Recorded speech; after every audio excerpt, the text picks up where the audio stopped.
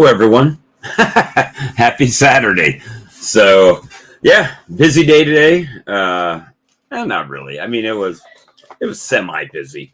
Went out in the bee yard for a little while. Got into that hive that had that looked kind of weird. You know, when I was on the live this morning, I was like, "Yeah, something's wrong with this one. We'll check it out." Yep, we ended up consolidating it down. I had a double deep that had a lot of brood and everything in it. So ended up kind of equalizing that colony out and giving it some stores and kind of just building it up and see what happens with it. Looked pretty good after we were done with it.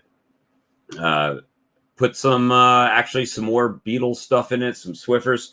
You know, it's funny because I get comments on videos, guys, and this is not a complaint. I mean, definitely feel free to comment whatever, but some of the comments are like, do you even watch the videos? I mean, because I've got a lot of hives out there, and most of them are on hive stands. I've got about 4 hives that are active that are not on hive stands, and they're on bottom boards that have standoffs on them, except for, I think, one colony is sitting directly on the earth. The rest of them are either got a 2x2 under them, or they've got a stand on them with legs that holds them up off the ground. So it's kind of weird that people say, well, if you got them up off the ground, maybe you wouldn't have hive beetles. And all of my colonies are on hive stands. So except for 4, right? And so it's just perplexing to me. It's like, hey, thanks for the comment. Thanks for watching the video. But, are you paying attention to what actually is happening around here? I don't know. So, but anyway, that's kind of it. What are you guys doing out in the bee yard today? As usual, we got the comment linked up there. Wanted to let everybody know I got some Loma Vista blue curl honey direct from California today. And already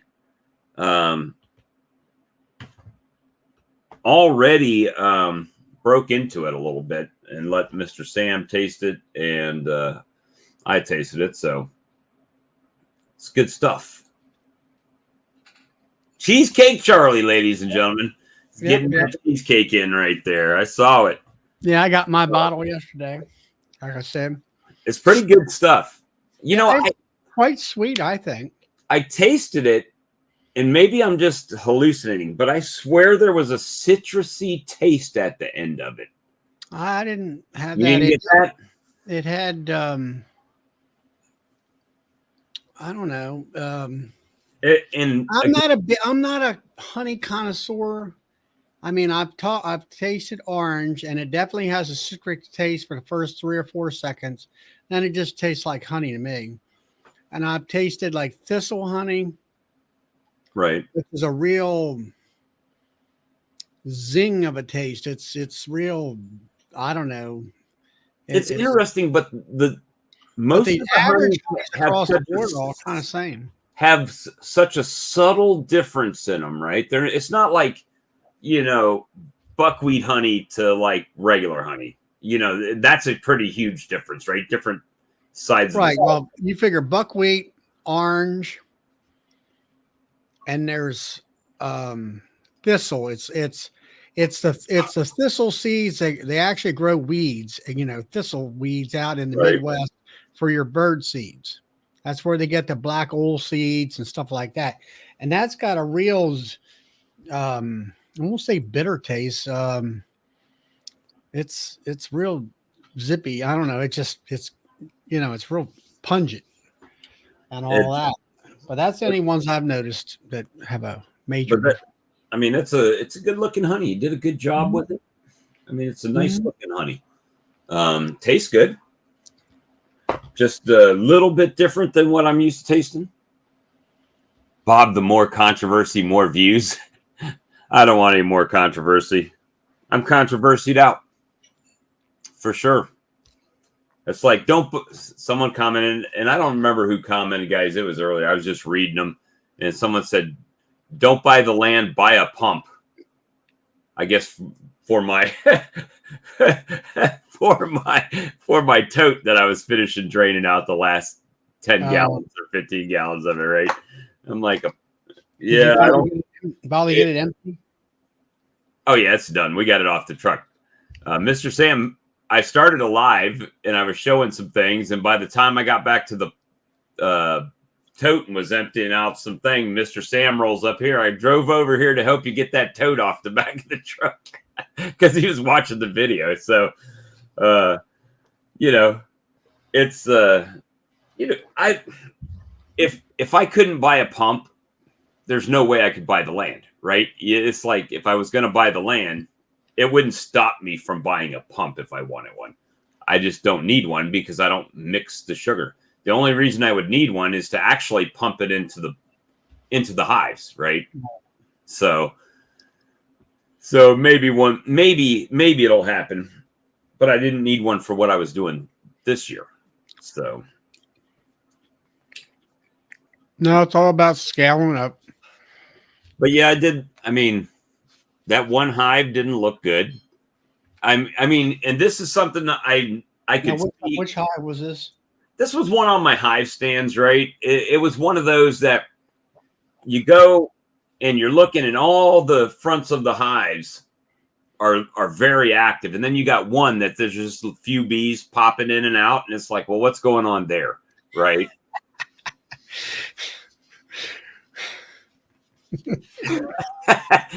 Malcolm. Charlie had a honey taster say this little honey smells like jasmine but tastes like Raid insecticide. So it's one of those things where I'm just trying to, for next year, I think it's going to look a lot like this year. Fill my boxes, right? So kind of what's happening is I've got this pattern of getting big and then drawing back, then filling up and then drawing back, right? And it's actually working okay. When I say okay, it means I've always got new colonies started, right? And my honey production hives are getting stronger. So they're starting to, have more, but I'm still able to not have to buy a whole bunch of new stuff every year.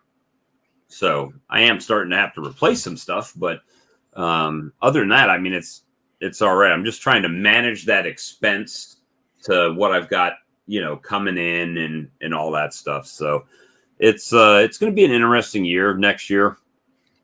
But that one colony they look kind of poo poo. They didn't look good. There wasn't many bees in there.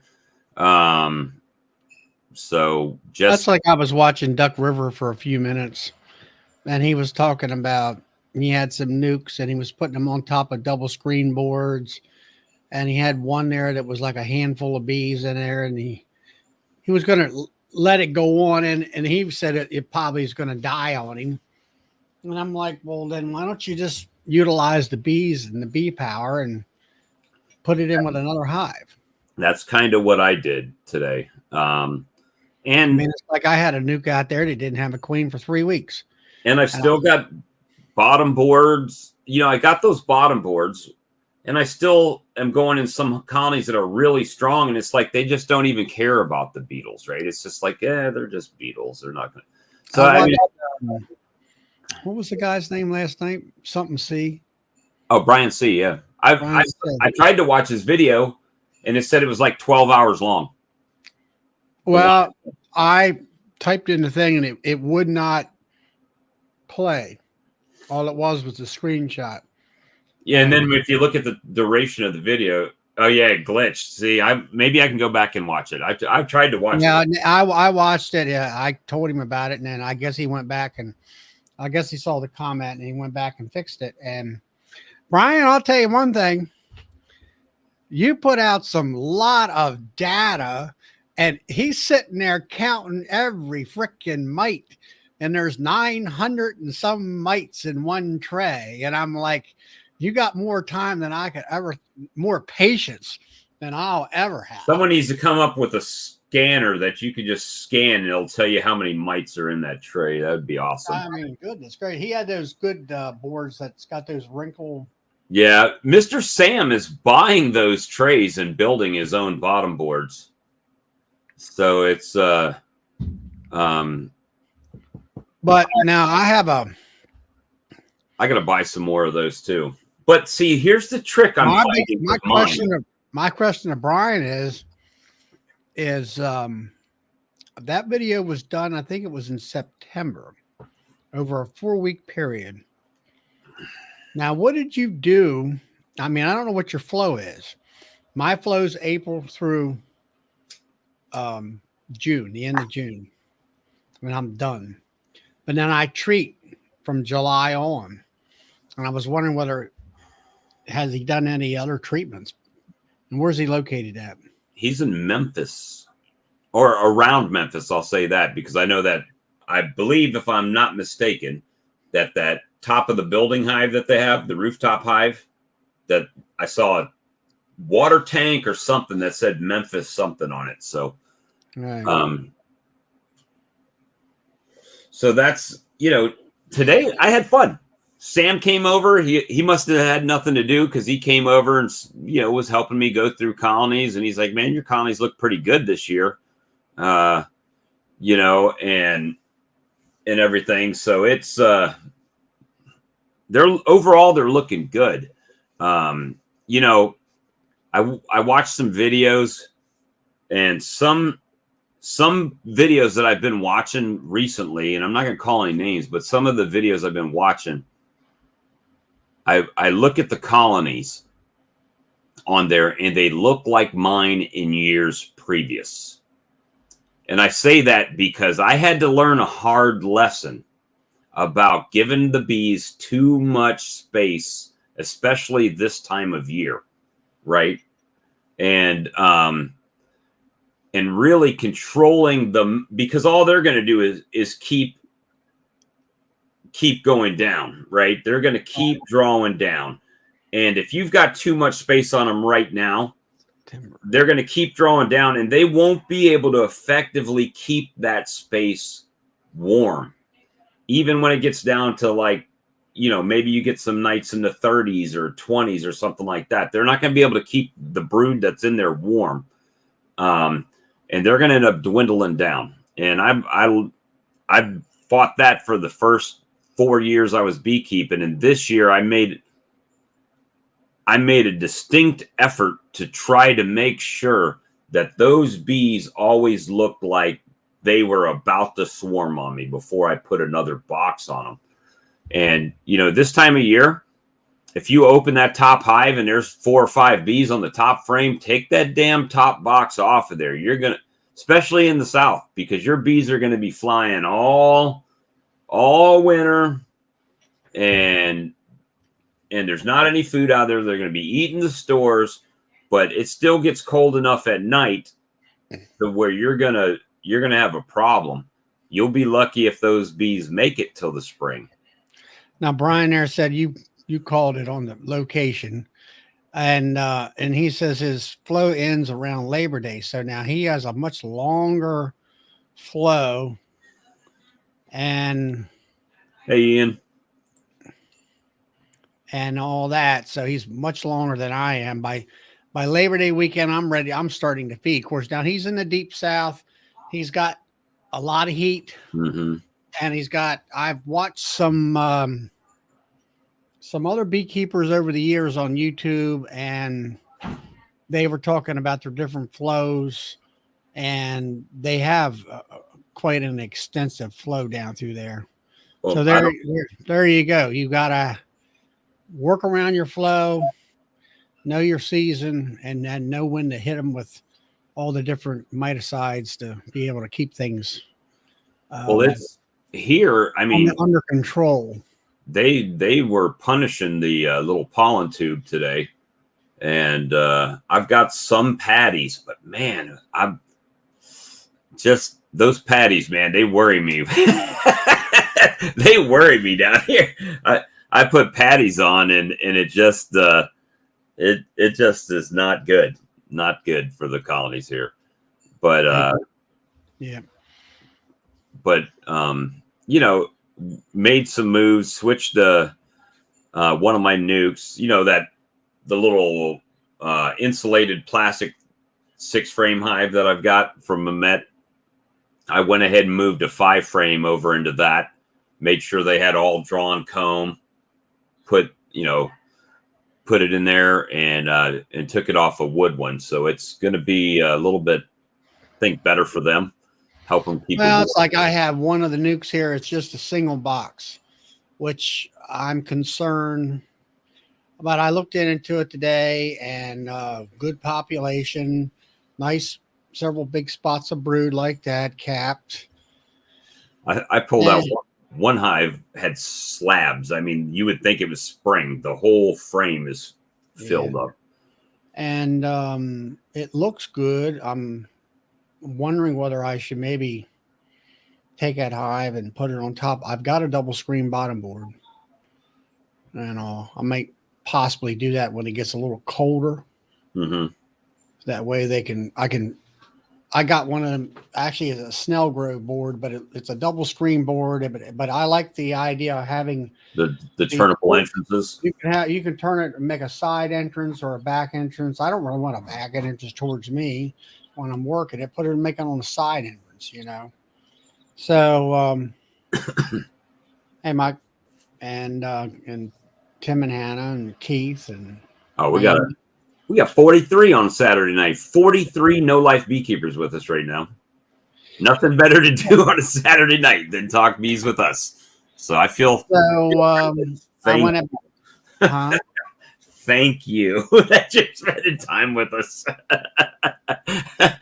We appreciate it. I went out there today and I had, last night or the night before, I had 3 feeders left on my nukes as I've been hopscotching them and leapfrogging them, from ones that are not taking anything and pouring that syrup into the ones that are taking it. And so I'm down to one high. I went out there. I had the three feeders. So I got rid of 2 more. So I'm down to 1, the last one. So it seems to be taking the feed down the most. So I'll hopefully within 2 to 3 days. That's 100% correct. So, another 2 or 3 more days and that'll be off and I'm done feeding. And well, I've got 1 more week, then it's vacation. So you'll be getting back from vacation as I'm going to vacation. So you've got this week coming off, right, Charlie? This week you're off this week, right? Vacation. No, not the coming. Yeah, I will not be on my Friday night chat. Actually, I'll be down there close to Jarrett, West Virginia. Down in Virginia. I will be actually driving by his house, and I haven't hooked up with him, but we're leaving. I'm on vacation Thursday, Friday, the week from Thursday on, and so mine starts Friday after I get off work, and I'll be off for a week. So, but I'm going to Mississippi, so that'll be fun. Gonna have a good time down there, hopefully. Everybody's going to have a withdrawal. Oh, I've got a phone. I'll be live sometime. Somehow we're going to go live. Maybe Lee comes up and brings us a tablet or something. Who knows? I don't know. I don't know what's going to happen. Brian Harvest is Memorial Day, 4th of July, and Labor Day. Flow's the biggest in June. Now, see, June, ours is winding down. Tim, I'm not sure what day I'm getting there yet. We might leave and go west and hang out. I'm thinking about maybe swinging down there to down by you down there and picking up some frames. I'll have to see. They got a good price on frames. So you just got to put them together. You know how fun that is. But I'm going to need some frames and stuff. So we're at down in Moss Point. I might go to the show and then head down to Moss Point, or go to Moss Point and then come back to the show. I don't know. I have to consult with the boss. You know when you're getting down there? Yeah, I'm not sure when I'm going down there yet. Got to see. I'm going to do a Wednesday show. No, I'm going to be packing and getting ready. That's what do you call it? Stream team night. Stream team night on Wednesday night. Yep. But we so Sam came over and spent a few hours with me here today, and we went through a couple hives and manipulated a couple back and forth. And I really didn't want to do that this time of year but we did, so it's I feel, man, I just feel so much better about my colonies right now. My question is, when is your flow? My flow? I think, well, my concern is your mite treatments and stuff like that. Now you got your beetle thing under control with these. Pretty much. The only thing about those bottom boards is all of my hive stands are set up so the front of the hive leans a little bit forward, however, when you run those bottom boards, you want it to be as level as possible. Yeah. So I have to shim them all up. So some of them are still leaning forward. And what happens is if the oil runs to the front, and if the beetles get in and get to the back, then they can just keep coming in and, kind of doing their thing back there. So we put a few Swiffers out today just to try to help knock down the last of them. They're running real slow. You remember when I pulled that Reflectex off the other day, and there was beetles on the top where the bees had drawn the comb up just a little bit of wax, and they had like a channel on top of the frame for the beetles to run down. That's kind of what we were trying to address today. But we're working it out. Yeah, we used the staple gun to staple those things in there today. Well, a stapler and staple gun for the frames for sure. But it's all about just planning and preparing, I guess, at this point. Again, I didn't oxalic acid today like I wanted to because Sam came over and we spent a lot of time doing that. Yeah, they hide everywhere, and the bees have started filling those up with wax and propolis, those little grooves on the frames. And I've got some of those Ceracell ones that are supposed to be beetle resistant frames, but I haven't really seen that to be the case that much with those things, But they're drawing them out. We pulled out some frames that didn't have anything on it and kind of moved the honey down on the outside and the brood on the inside, and then put the box back on top with some drawn, partially drawn combs up there, and a frame of brood in the top to help them come back up, and then slap the feeder back to them after I robbed some out and put them in that other colony. And they were hatching out brood that we put in the other colony to give them some numbers. And, might be for nothing. Could be. Probably should have just done the old shake. But it is what it is. We just do what we can. Do what we can. So in the next 2 or 3 days, I'll probably have that feeder off, and I'm done, except for treating. I'll start next after I get back and stuff and the weather's right. I'll start doing OA a couple times a month. Yeah, throughout the winter. I'm getting ready to start it up. I did have a order for some tablets come in today, so going to be getting those out this Monday morning. And Sam came over and bought some more tablets and some marking pens. And we're just hanging out, burning the day up. Then I watched my football team lose again. So congratulations if you're in Missouri. Your Missouri Tigers beat my South Carolina Gamecocks. Hey, Dan. But it's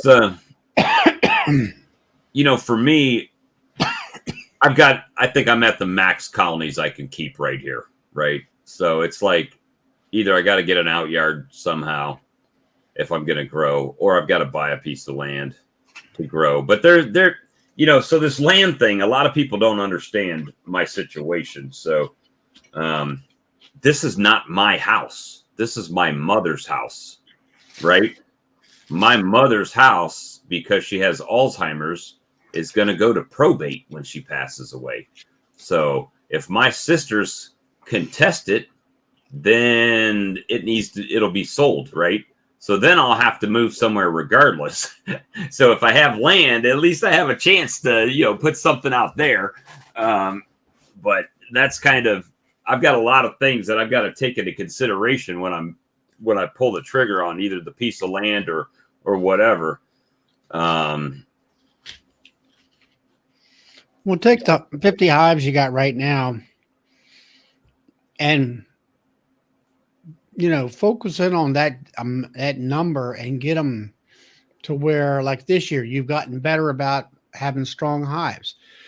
Continue on with that kind of focus, and where you have good honey production, good nuke production. Well, and then you said you were going to work on queens. Yep.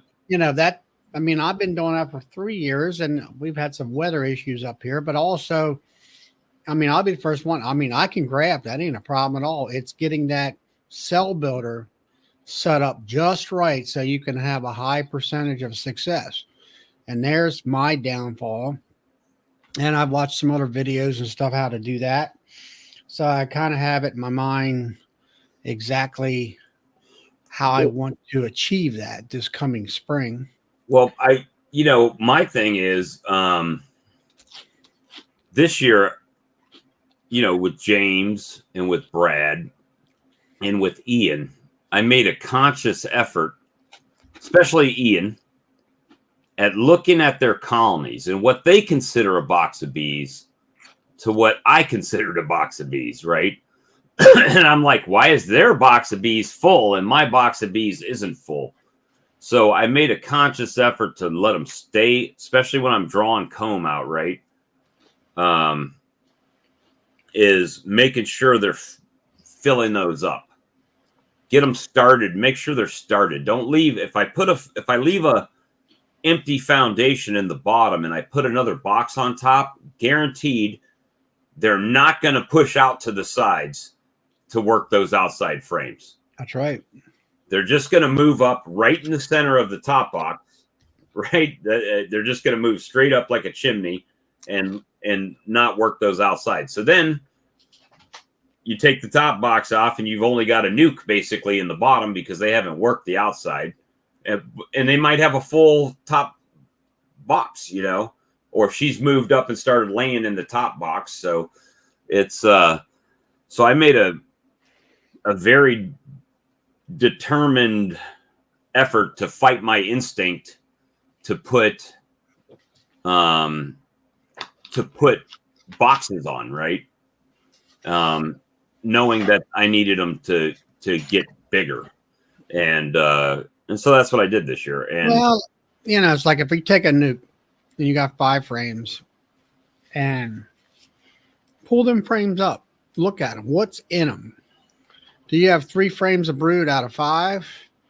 Or do you have 4 frames of brood out of 5?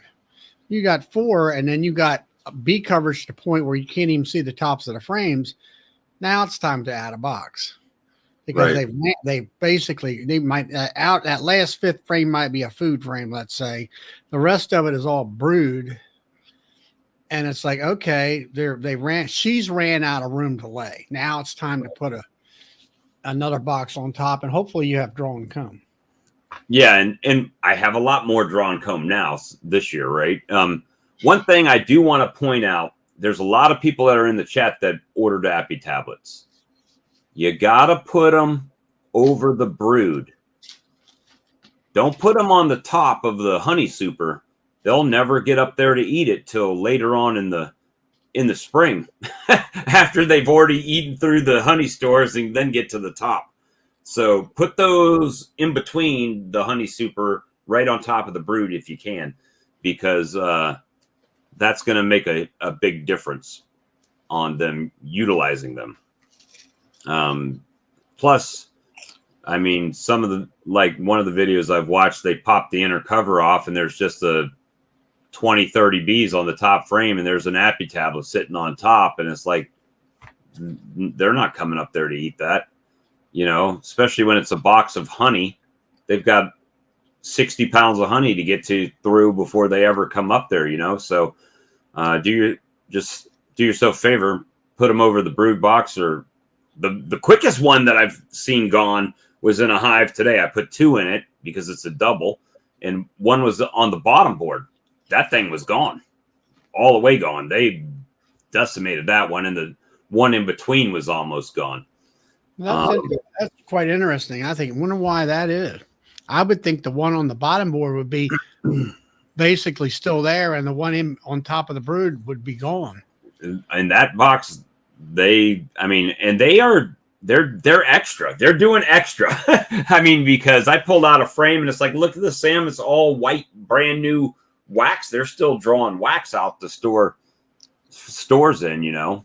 Well, Robert, they're feeding rocket fuel. That's why, just like I do. Yeah, that apis. You want bees in the spring? Feed rocket fuel. It makes a difference. But you better be on your A game when it comes springtime. Well, see, that's the beauty thing here is I can start checking mine earlier than just about everybody here.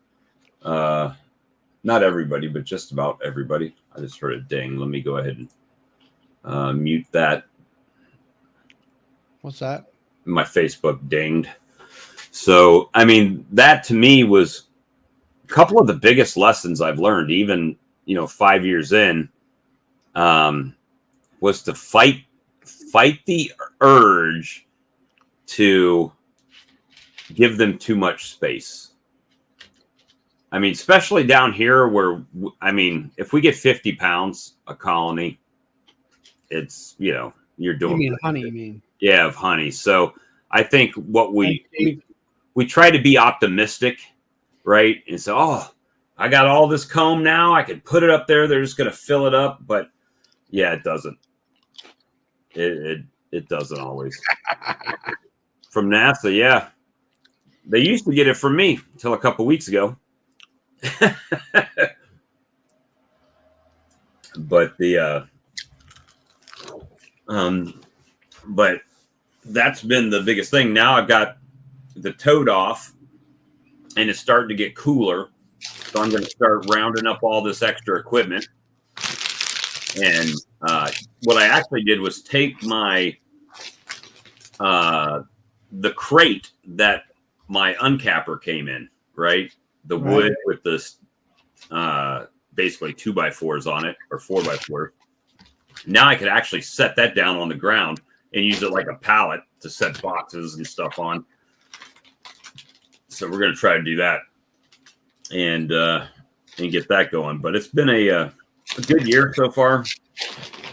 Yeah, I got a shed to put my stuff in, and I had some acorn frame boxes, and then I had some bottle boxes. And bottle boxes are the size is a little different, but they're taller.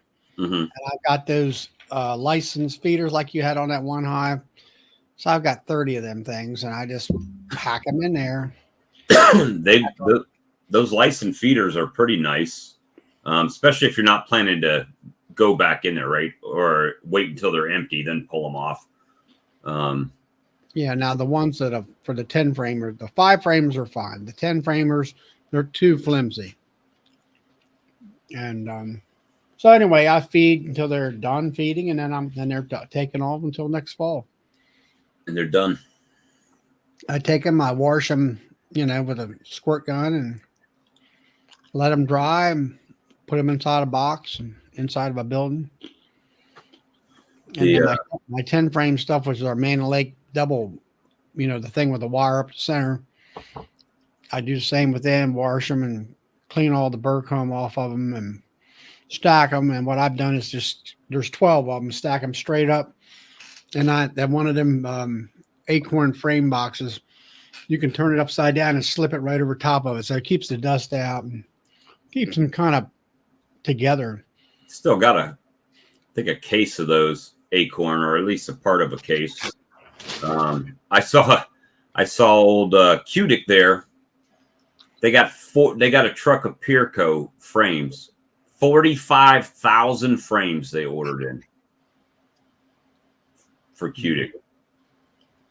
That's a lot of frames. That's a lot of frames.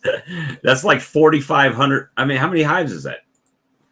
45,000 divided by 10. Probably about 4,500. 4,500. Yeah, 40. See, if I knew the metric system, that'd be easy, right? So, 4,500. The I don't have anything bad. I don't know anything about Hive Alive. Charlie's used it a little bit. The only thing my stand on Hive Alive has ever been, for the price, I get much more value using Apis Biologics than I do anything else on the market. Not even, I mean, aside from Hive Alive, anything else on the market as far as dollars to how much you can make, right? Is a big difference. Yeah, I used it. I tried it out on some nukes, and well, it's just like Apis Biologic or rocket fuel. You got to do it. You use it for me. I use it in the fall, my fall feed, but you don't see the results until springtime. That's when you see the results. And it's like the Hive Vibe. I put it in. The bees, one thing I did see right away, it took the feed down quick. They sucked it down really quick. With the Hive Alive? With the Hive Alive. They get the lemongrass in there? I would say so. That's, the problem I find with lemongrass is that it's when you're trying to use something like that, I would think it would incite robbing. Well, a lot of those liquid supplements do have lemongrass in them, though. I mean, I think Honeybee Healthy has it in it. Yeah, you just waste your money on that stuff. It just feel good stuff. And I did that. I used to buy Honeybee Healthy up by the gallons until it got over $100 a gallon. I quit all that. I used to watch Fat Bee Man 10, 15 years ago when I first started out. 15 years ago, yeah, at least. Yeah, because he was doing videos weekly. Right. Stuff like that before he got older. And I didn't know any better. I watched, listened to him. Then he'd doing all kinds of essence of oil, tea tree oil, all those different types of things. I tried all those things. You spend a lot of money. Well, those little bottles, I had $9, $10. Yeah, I had. I would go to like Loran oils and stuff like that and buy the bottles. Like $50-$80 for one of them. Right. Bottles. And put it in put it in my sugar water mix.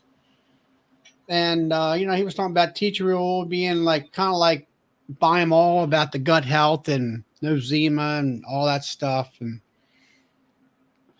I did have one year where my bees had a little bit of a diarrhea, but it seemed like everywhere it was the same thing. And so M&J Habitat says 10 ml is $29.99. So $29.99. $30. So what? For what? That's 100 mLs, right? The little bottle of Hive Alive. Hive Alive. And it does like what, 11 colonies? I don't see how they do that.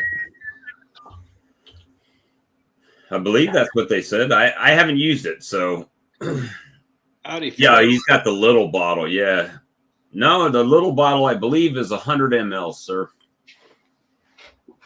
Let's see. This bottle right here is 16 ounces. It's 500 milliliters. This That's $85 for that thing. so I believe this is the one he got.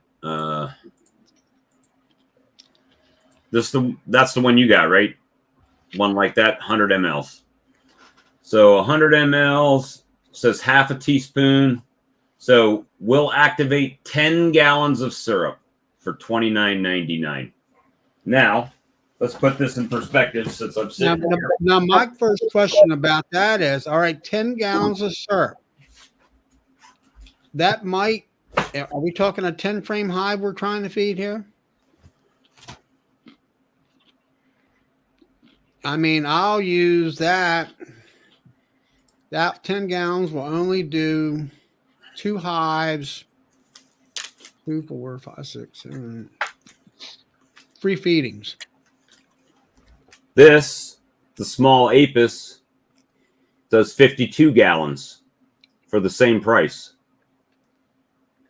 So you could treat 5 times as many colonies, or the same amount of colonies 5 times. So that's the reason why. That exact reason what you just pointed out is why. And I know this works for what it does. I know it works too.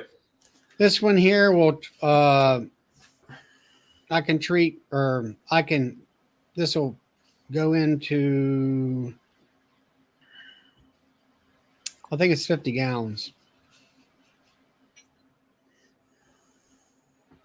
It's what it is. So 50 gallons is what, $75, $80, right? $85. $85. All right. So compared to 59. Yeah. Well, I'm sorry, 59 will do we'll do 250 gallons. 275.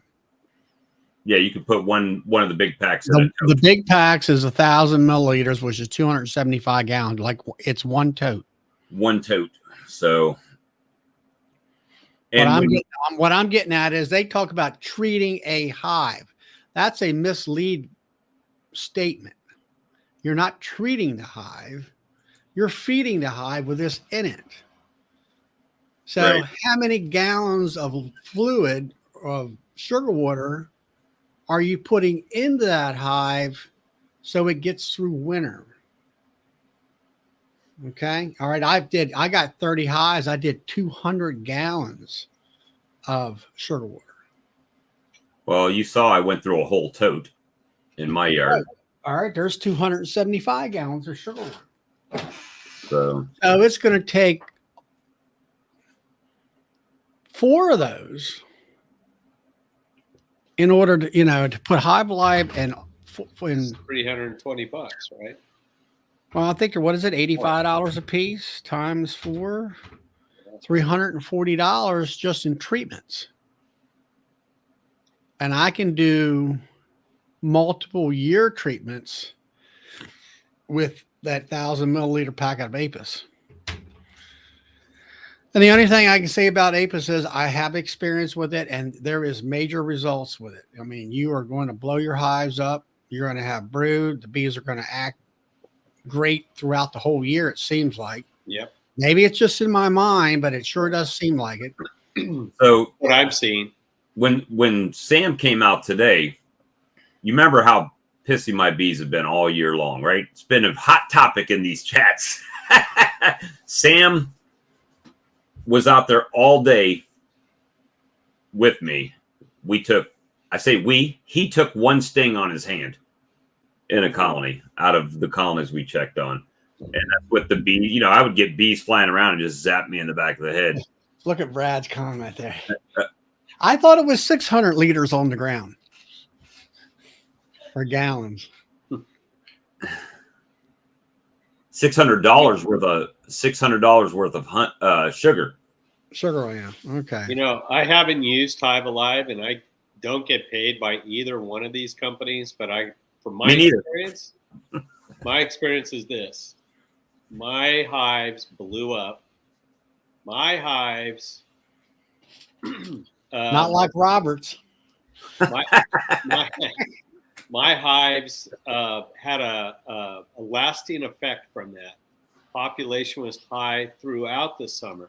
And as far as I can tell right now, they're not as high as they were. And of course now it's, they've already peaked and they're slowing down a little. But there's a lot of bees in those boxes. And I did 2 rounds of feeding, and that's all I know. Yeah, I mean, I feed differently like most people. I mean, I have people in my area, they will feed so much liquid, and then they want to play with their bees, I guess, and they'll put a feeding shim on, and then they'll put in either fondant or sugar bricks. Yeah. I bought several 50-pound blocks of fondant. Our club goes out and buys it in bulk, and they're 50-pound blocks, and then you got to have. I tried a bandsaw cutting that stuff. That was the world's worst. It was more worse cleaning the bandsaw up. But you take a knife and you got to cut it, and it's sticky and icky and all that kind of stuff. And I'm like, this is not for me. I use sugar bricks. Some people use sugar bricks now, and they do that throughout the winter. Or they'll use a candy board. And I've tried that one time, actually, where I cook the candy to where it's boiling liquid. And you pour it into a form, and it sets up. And yes, some of the bees eat the hell out of it, And that does work. As far as your hives not going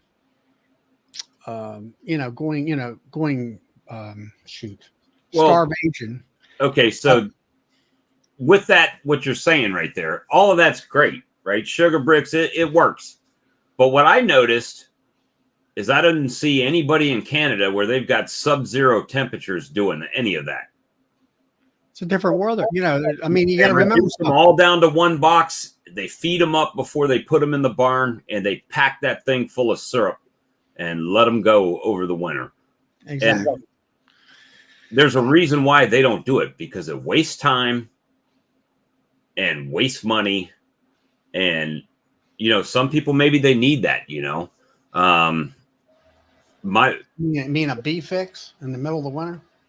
Yeah, just to give them some extra, right? If they can't move up, they got to move out. And if they move out, well, there's what I'm getting at is they want to get in their hives a little bit and just at least they can look at them and put a sugar brick in and plop the darn lid back down. At least they got to do that.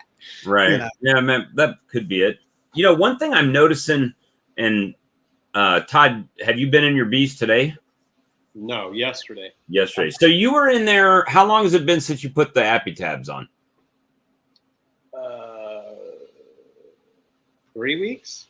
Okay. Have you noticed any difference in your bees? And I'm saying this because when I open it up and pull the frame out, my bees look shinier. Does that make sense? They do look shiny for some reason compared to, But that the shiny bees are the old robber bees, that get picked on. It seems, or at least that's what I remember. I mean, they just look good. They do look good. They're calm on the combs. Now, Malcolm, I'm not in it too long because, man, I opened that lid yesterday, and within 2 minutes, I had robber bees flying around, so I had to get in and out quick. Yeah. But now, Malcolm there is talking about Hive Alive, and it's for fermentation. Yes, that helps for your sugar water from not fermentating, and it also has thymol in it, which in turn helps out the bee gut as far as nosema, as far as I know. Now, my question always is with fermentation is when, I'm only going by what I do. I put 3 quarts of sugar water into my nukes or 2 gallons into my 10 frame, and 24 hours later, it's gone. It's in the hive. There's no time for fermentation. Of course, I always start feeding about a week or 2 after Labor Day, and I always want to be done pretty much by the 15th of October. Now it's the 21st. I got 1 feeder still out there, and it's only got about that much in it. So when it's next 2 or 3 days, I'm done. I think because I'm getting cold. You know, right now it's 53 degrees at night. Some of the last couple of weeks, some of it had got into the high 40s. You know, when you get down that cold, there's no more the bees dehydrating the sugar water down to where they're making honey and stuff. So that's my environment that I'm used to.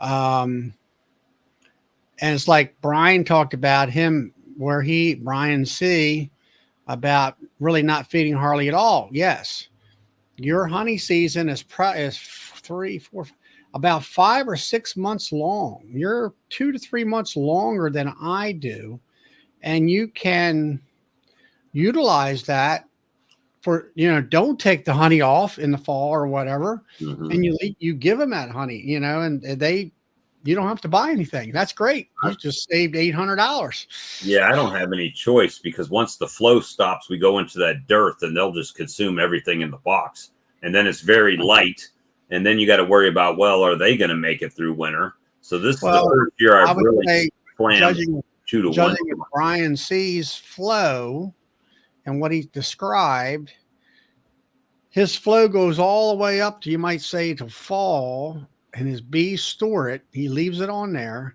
Then he has a short winter, being in the deep south. Well, he's in Tennessee. They can get cold up there too. Well, he's down there in the southern end of Tennessee, western Tennessee. And you know, he's even farther south than Nashville, and it's even more warmer. So his environment helps him out, is what I'm getting at. He has a short. You know, when did you feed, Charlie? You said Memorial Day, right? How many times did you feed? I start a week or two after Labor Day. After September. Labor Day. I go from about the 2nd or 3rd week of September, and I want to be basically done by the 15th of October, and it's getting cool. Now, we did have, I think it was 2 years ago, it was like mild, like 50 degrees throughout it never snowed. It was 50 degrees all the way up through Christmas. And it was it's a weird winter that year. I thought they were going to suck it all in, and I'd have to feed some more, but they didn't. I fed Apis in late March, late February, and probably second week of March. And then oranges were late. So I think the second feeding was later on in March. But that's the only time I fed. And well, now Malcolm there. Now, see, he's feeding 1.5 during the real hot times of 100-degree weather. Now I see why they're fermenting. I think Malcolm's I never feed in that kind of weather, Yeah. Malcolm, you're out in Oklahoma, right? I believe that's where I think you're from. Now that's the thing. He has a different environment, a different season pattern, and then he has different problems that I don't have. It's just like I don't really have hive beetles, but Bob does. He has a serious hive beetle problem, so he's got to buy special bottom boards, is what he's found out, in order to do that. I watch Brian C. He has them really nice wool boards and bottom boards, and he's catching the dickens out of those hive beetles, where he has tremendous hive beetle thing. I don't have it. It's just not. And then you get a comment on a video. Well, if you didn't have them, if you had your bees up off the ground on hive stands, you wouldn't have hive beetles. And I'm like, except for 4 of my colonies are on hive stands, and I could go in any one of them and find hive beetles. Well, obviously they know nothing about the hive beetle. The hive beetle flies. And then the hive beetle also pupates into the ground. And that was one thing I'll tell people around here. I says, put Grub X, that's what I've learned from you guys down in the deep south, on the ground, and Bob Benny and them. Or I always, prior to saying that, I always put carpet on the ground. I did 2 things. Number one, I didn't have to mow the grass up around the hives. It kept the grass killed. And number 2, I never had beetle problems. I always kind of associated that with they could not pupate into the ground because they couldn't get into the ground. And then everybody always tells me, well, they fly. I said, well, you got to start somewhere. you've got to break that life cycle in some way. I didn't know they flew 10 miles. But I know that they they love this sandy soil over here for sure. And I've got tarp down. It's easy pupating in the soil. And I've down grub eggs and all that stuff in the ground to kill stuff, and it's still, but the damage is done before they go to the ground. The damage in the colony is done before they get into the ground. Yeah. Now, Brian C., he was mentioning in his video today that he put those beetle guards on in the front, which seemed to help.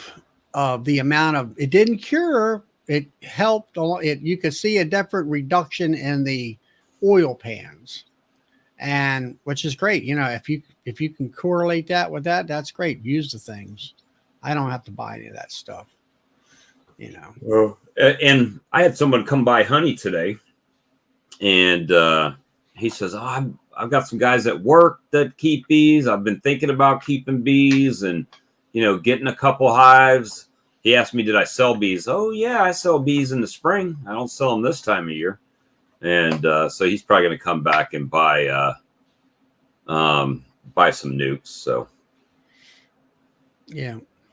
Well, I had another guy. He was going to do the same thing, and I said he was one of my wood customers, and I said, "What do you want bees for?" "Oh, I want to get some honey and all that." And I said, "Let me tell you something." I said, "It's cheaper for you to buy the honey for me than it is to go with that, because," I said, "there's a huge learning curve." And I said, "You're going to spend thousands of dollars." Yeah, about $1,000 to get started, right? I said, "The money you put in the hives and all the heartaches," I says, "you can just take that money and give it to me, and I'll give you honey.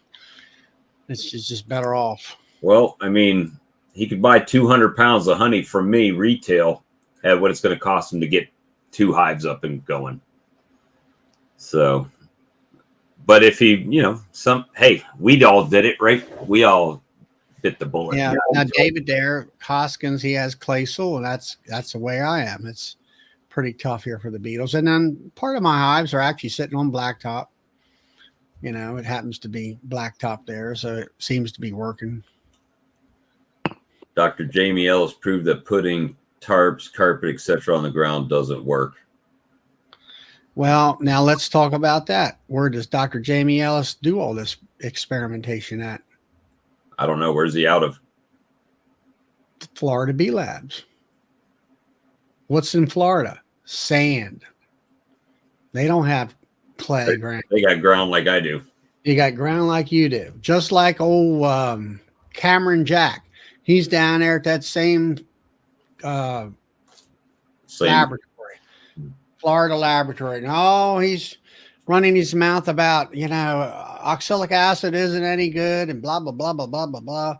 Before he went on Cayman's show a year ago, he was right here in my back door at the local college at our Maryland State Beekeepers Association as one of our speakers.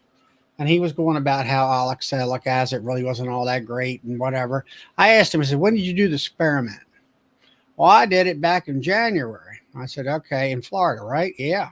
He said, like it would be the same weather conditions as in September here in Maryland. And I'm like, I'm not doing oxalic acid in September. Obviously, what I'm getting at is they don't have a brood break down there.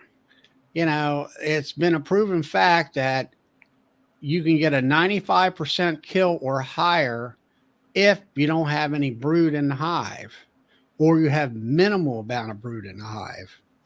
That's when it works the best. I had to learn that the hard way. I always heard it. I didn't want to hear to it. So Mike says he was on the second floor and a larva crawled down the hall out the door to get. Yeah, I heard all that. Yeah. Well, if they land on anything underneath the colony here, as far as a tarp or a roofing shingle or something, and it's 110 degrees out, you can better believe that roofing shingle is going to be 150 degrees, right? So they're going to hit that thing and cook as soon as they hit it. But again, the damage has already been done in your colony. If the larva's coming out, that it's going to be a hard thing, right? Well, what I was getting at is about the OA is the fact that he stated, this is what it would relate to me here in Maryland. And I'm like, then your experiment only proved one thing to me, is the fact that OA isn't any good in the deep south because you don't have the brood breaks for it to be the most effective for your hive or your mite treatment program. And all it's better from let's say the mid Atlantic states and north it has a higher efficiency rate in the wintertime than it does down in Florida and all. And it's the same way with beetles. I don't have beetles here. I got red clay ground. I don't have sandy ground. Well, Brian was on last night and he says if he sees 3 or 4 in a hive, that's about, I've seen beetles. Not so much in my hive. Actually, I had some hives at another guy's place. I seen beetles in there. Well, guess what? The hive was just about dead. If you want to see how the beetles get here, go watch The Bug Farmer. I've seen him. Yeah, I mean that's how you can have you can have the strongest hive ever, and you can be overrun by beetles because of the way things are in that area. I'll pull up that video so people that aren't from this area may not know. Carl doesn't even know what we're talking about because he lives up there in an area where don't really have that much when it comes to beetles.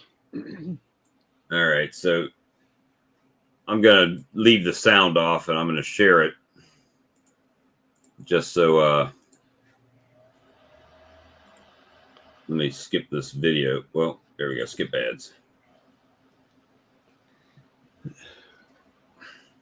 Let me this is the Bug Farmer when he was. Isn't this the one where he vacuumed up this may not be the video. No, he's trying to smash them. Hold on. Let me remove this for a second to find the right video. Yeah, Jerome's talking about he's using, let's see, what is it? Actually, I got 3 times this year, 6 treatments over 24 days. Well, let's see what happens. Well, I don't know. My mite treatment protocol was that about this. Actually, I would start by the end of September. I would do 2 vapes a week for 6 consecutive weeks till the end of October when the time changes. And I thought I was killing them as they were coming out underneath the cappings and all this kind of stuff, and didn't pan out for me. I think Randy Oliver had info on that on a graph. Some guy in Seattle was doing it every day for 2 months or 3 months or something. Actually, I was basing my stuff on some of Randy's in the ABJ magazine. He had different patterns of the different studies and stuff. Mm-hmm. And I based my stuff on his patterning, figuring that I was, doing right. And I had about 50% or more, maybe more like 60% of my nukes go down on me. And I thought some people said it was a virus or whatever. And I'm like, I don't think so. I mean, everything was good. And I said, their bees were gone. It didn't like they up and left. There wasn't any dead bees on the bottom board. Oh, of course, commercial right in the middle of it. I don't know whether they swarmed, absconded, or just what. All right, so you got to watch. Look at these beetles. Look at those damn beetles. Jesus God. That's what our beetles are like. Oh, jeez. Yeah, like I say, I'm like Brian. If I see 3 or 4, it's a lot. Look how many's in that back corner. I mean, they're big too. Oh, yeah. And look at his vacuum is like filling up with them. Holy moly. He definitely needs one of them. And that's just one of the hives, right? So he's got. He needs an oil board like Brian C's got. Oh yeah, for sure. that's why I went away from, Brian's video and Chris the Bugman. He's like, oh, I don't really have that many hive beetles because he uses those bottom boards. And last year I didn't have them like that, but look how many beetles. And now he's got to get them out from underneath, because if you didn't notice, they're running down around on the frame. Oh, it's a hive stand too, so that shoots that philosophy in the butt. Wow. But who's got time? I like Tim and Hannah there. Now, Tim, they've come up with a peppermint extract and eucalyptus oil mix, and they've, drastically dropped their beetle content, or, being overrun with them. And that's just, but I think every colony he went into was like that. That whole little vacuum is full. He needs all them old boards, something terrible. And now, and I would look at that like with Brian C. and you and everybody else, everybody in the Deep South. That's a must from what I can see of it. That was one colony. Look how many beetles are in the one colony that he just shook into that deal there. And this is another different colony, right? He's still using a frame rest. But that's not too bad. Well, not in there. Wait till he pops the top. Well, not that many bees in there. No, that hive ain't got hardly anything in it. Well, that's part of the reason why. But like that last hive had a lot of bees in it, but it had a ton of beetles. And then all the bees get pissed off and they're running down on the bottom board. That one doesn't have as many in it, but no, that other one was loaded. But now he could come back in a week and it'll be just like that again. So it's just one of those things that it's like we fight them down here. And not to say that, that doesn't make us extra special beekeepers or anything. You know what I'm saying? It's just that I don't think a lot of people grasp the situation here, right? If you open yours up, well, we got hive beetles. I saw 4 in this colony. Well, he opened it up and sees 400 in this colony. So big difference geographically. Bees are eating the mites? I don't think so. There he is. Okay, we can all go home now. Brad showed up. Run the whole what thing. Are you talking about? We're going to let you run the rest of the stream. No, that's not a good idea. That's like giving a chimpanzee a pistol. Yeah. What's the saying there, Brad? Bob's your uncle. Bob's your uncle. Well, Greg Burns is taking... Greg Burns gets credit for that murder sauce, but I don't believe he was the actual creator of it. I believe that's something he probably learned at Don the Fat Bee Man's place. What was the ingredients in that? Crisco and diatomaceous earth and a little bit of red food coloring, right? So you could tell when it was mixed up. And Crisco. I mean, if it works, but then again, I'm pretty sure.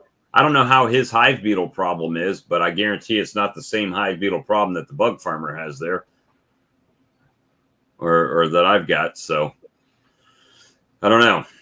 It's I'm happy with the bottom boards, the new bottom boards. I've just got to level my colonies out to where the oil spreads the whole pan better, and then that'll be a little bit better, I think. So, Brad, what did you do today? Well, I didn't spill any syrup, so it was a pretty good day. Good day. Zero syrup deaths. You should Zero syrup spill. Yeah. You need to put a sign on your tote that says "Day since last syrup spill." Days since last spilled any syrup. Yeah. I only need 1 digit for that. We've had three days since the last spill. Or There's a good. That's a good idea. that'd make a good intro on your next vlog. Well, it's been 6 days since our last serve spill here on Death in the Apiary. Charlie, you're blurry. He's been drinking That's a again. camera. It'll get better. There we go. There it goes. But yeah, we did Yeah. What did I do today? I don't know. I did a whole lot of nothing. I had to run to town again. That's okay. Delivered what $180 worth of honey, so that was all right. yeah, that works. Paid for the trip to town at least. Well, Sam came over. I was gonna OA, ended up not OAing. I went down. I was gonna go buy the stuff, and I'm like, you know what? I got this towed off the truck. I need to go ahead and run it through the car wash. And it turns out they were having free car wash day. If you listen, they would ask you, right? Part of the car wash deal was they would ask you if you wanted the membership or the reoccurring payments, but you can go like once a day during the month if you want to. I said, no, I don't really want to do that. And then they're like, okay, well, enjoy your free wash. So what did I do? I came home and got my other car. Back and got them both free washed today. So Attaboy. take advantage of free car wash day. Why not? And it was the top of the line one too. It wasn't even like the bottom tier just to wash only, you know. Beautiful. But it worked out pretty well. So the truck looks good on the outside. The Bronco looks good on the outside. And did a little half bit an of hour watching Bob's live while I had my lunch. oh That yeah, I did well, today. well, and then after we cut that off, then we stayed here for a few extra days, few extra hours, not days, few extra hours, going through some colonies and doing some inspections and stuff like that. Good. What did Sam think of my honey? Sam liked it. He says, good, honey. I told him, I said, it's good. He says, it's got a different taste to it for like the first bit. And then it goes away. He says, it's sweet. So I heard what you said at the beginning of the show. There is no citrus in there. That's all from that plant, because that's the only thing that those bees were able to get. The aftertaste tasted a little citrusy to me, but Yeah, me. But it is sweet. It's almost like pancake syrup is what I thought it kind of tastes like first time I tried it, but it's changed already. It's a little different now. I have a private reserve stashed away, and it's kind of tastes a little different, but Smart man. came out of the same batch. Well, now is your honey, your orange honey ought to taste like, nice sweet orange. Mm-hmm. Yeah, but that's long What gone. other type of honeys do you have then, other than the orange? Well, there's thistle. The yellow thistles out there. We have. Oh, that's real big, tart. Yeah, It's got a zing to it. yeah. But that was big out there this year. What else? There's all kinds of wildflowers out there. Too many to even list. But the main thing this year was yellow thistle and then the blue pearl. I'll be really interested to see how that comes out. So if you remember to let us know in the spring how that works out. Yeah. Banking 50 queens in a hive with a laying queen to see if they continue to feed all those all winter long. And my question is, if she's not laying for all that period of time, will she start laying in the springtime? If she's not mated, or is she a virgin? I presume she's If she's a mated virgin, queen. they're not going to mate. No, but if They're they're not- mated queen, you got to have them. You got to have her up and running, or she just shuts down and never comes back. now when I bank my queens when they come in, there is a mated queen in the bottom under a queen excluder, but I was always told not to run a queen excluder in the wintertime because those bees have to be able to move up, and they will move up without her and leave her behind. So that's I'll be interested to see how that works out. So if you remember to tell us, give us an update on that. We appreciate that. Because if that works, Never know. I might have some late season queens because Sam said you got about 2%. He says you got about 2% drones in this colony. I don't know how he figured it out, but he saw drones walking around in there. He says about 2%. I'm like, you must have that bee math or something. I don't know. Look Like, at drones. Look at Randy said. Oh, I gotta.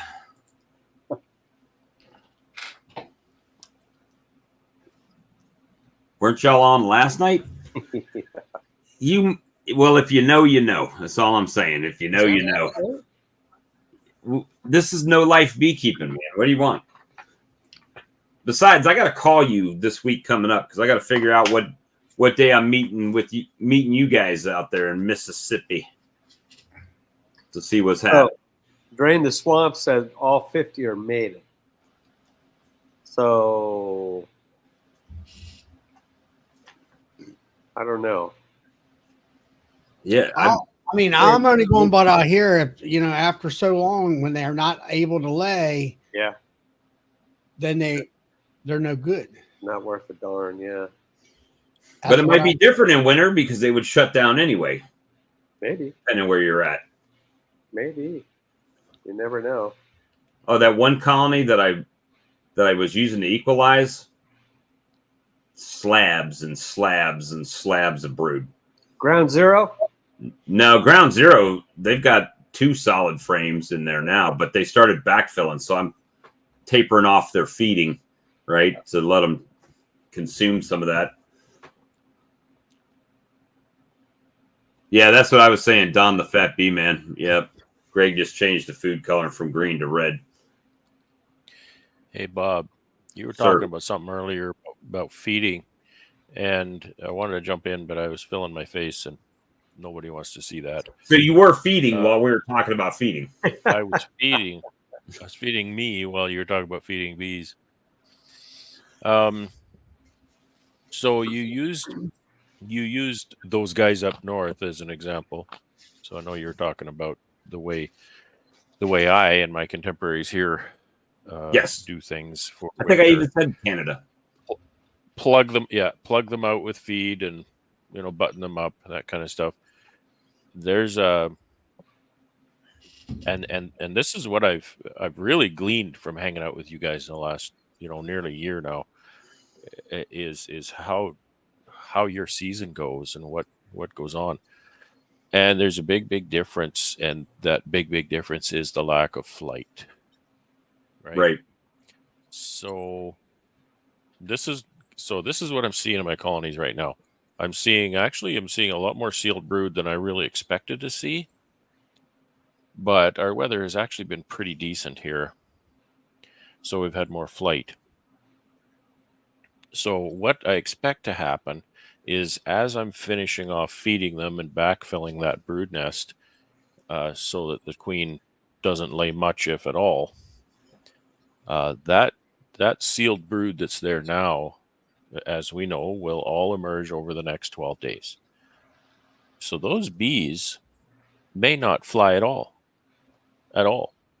Because typically we talk about bees emerging and then being house bees for 3 weeks before they fly. So by the time they emerge in 12 days and then go through that 3-week period, for sure, the temperatures are going to be far too cold here for them to fly, and they'll likely be in a dark building for the next 5 months. So the ability to pack out that hive with feed then is an advantage to me because I don't need that colony to be brooding, and I don't want that colony to be brooding. Right. And I don't need them to be brooding. And I'm talking in absolutes here because we do have data that shows that, yes, they do brood, but very, very little. Very, very little. And I don't want them to brood for a couple of different reasons. One is feed consumption. If they're brooding, they're eating a lot more feed. So if I can keep them, to almost a zero brooding state, then that feed store is going to last a lot longer. And I don't want them to, I don't need them to brood because they're not flying. Right. If they're not flying, they're not dying. And that's exactly what Lloyd's data shows, that line for the aging of those bees when they're not flying is very shallow. It does go down, but it doesn't go down very quickly.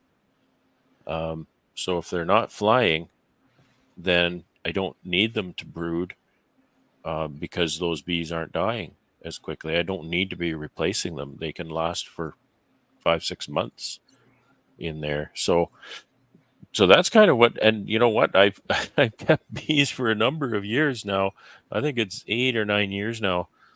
And I'm just kind of putting this picture together for myself. And especially this year, with looking in those colonies, finding those brood nests, it just looks so strange to me to be in October, a mid to late October brood nest. I'm thinking, why is there so much sealed brood, and what does it mean? What am I going to do about that? I'm half thinking I better phone Lloyd and just talk to him about this because he'd have some really good perspective on that for me. So, like with us, this is where I've kind of tried to mold it to my situation, right? So, first thing that I don't know if you caught the very first part when I was talking about where I've challenged myself to keep more bees in the box prior to throwing another box on top of it to get them to totally draw that out and to be a legitimate box of bees, not a nuke inside of a 10 frame box. And so with the caveat here is this year I shook them all down, or pretty much. I mean, they're in doubles, because I started feeding them so heavy. I wanted to give them that food to move up into if they needed to. But because they fly, I'll stop feeding it directly to the colony and start open feeding to where the foragers can go get it and bring it back, where it kind of keeps that fake flow on for them during the winter when they're flying, because hopefully they'll consume enough in the brood chamber to give her a nice little pocket in there just to continue to do her thing. And my open feed will keep them bringing it in to feed those and assist with that. Yeah, because if they're flying, they're dying. And that's exactly what I asked Lloyd it was the presentation he did at our convention last winter. And he showed me these graphs, and he said, and it showed very clearly in these graphs that it didn't matter. And there was a number of lines pointing down in this graph, a number of different colors. And he said, these are different age cohorts of these bees. And he said, they're all aging at exactly the same rate. So the rate at which those bees age is not related to what age they are. It's some other influence. And then at one point, that drop takes a sharp corner and starts doing this. At about 40 he showed feet. me that. Yeah. And he showed me that, and you're getting ahead of me, because I said to Lloyd at that point, I said, this turnaround where this, gets very flat here, is that temperature? I asked, and he said, yes, that's right. That's temperature, because they're not flying. And he can go into the nuances of juvenile hormone and all that kind of stuff. But essentially it's flight, right? The indicator is flight. It's kind of like looking at your open pollen feeder. And if there's bees all over it, then there's no pollen coming in, right. Like no natural pollen. If there's no bees on your open pollen feeder, then there's natural pollen available, right? It's an indication. So flight is not directly the cause, but flight is the indication that you can see. If they're not flying, they're not dying at that steep rate. They're shallowing out. Robert put up a question here. It's a little bit longer. I didn't take time to read it, so maybe you could throw it up. Robert asked a long question. That doesn't sound like the Robert I know.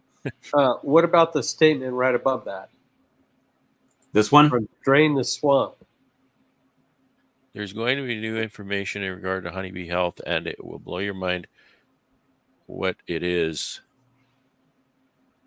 Stay tuned. Stay tuned. Okay. All right. Well, stay tuned. Is this the one you're talking about? Have you reported that? that data from Lloyd. Do you think it's true they have a little brood almost all winter, even if it's on a dozen? Even if it's on a dozen, I don't know what that means, but yeah, don't forget where Lloyd did his research. Right, his research was done, like 50 miles west of me.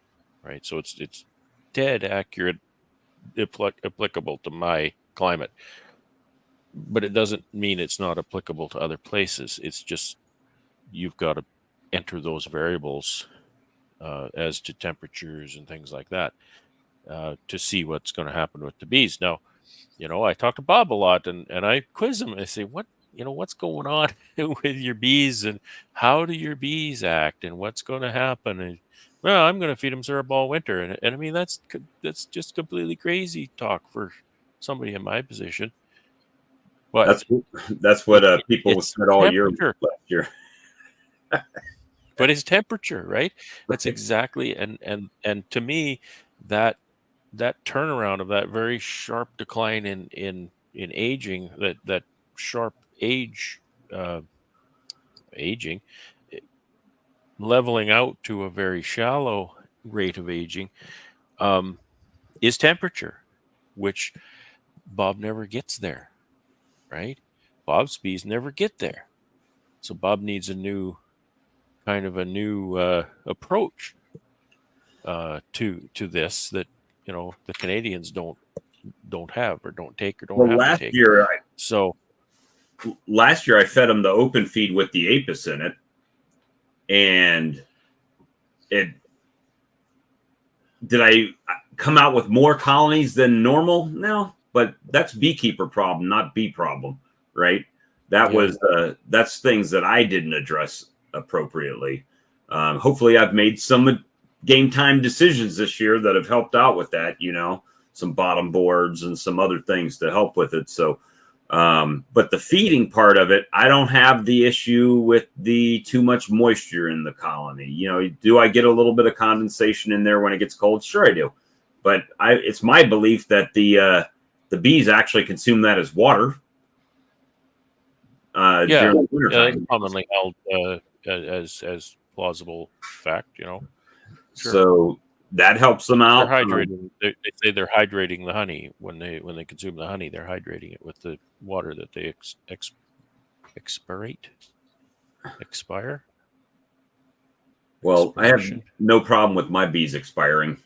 No, he's talking about the respirations. Yeah, I know what he's saying. Bees expire all the time. Mine expire all the time. Well, there's a couple of new videos out, and I got one guy going to Peck was.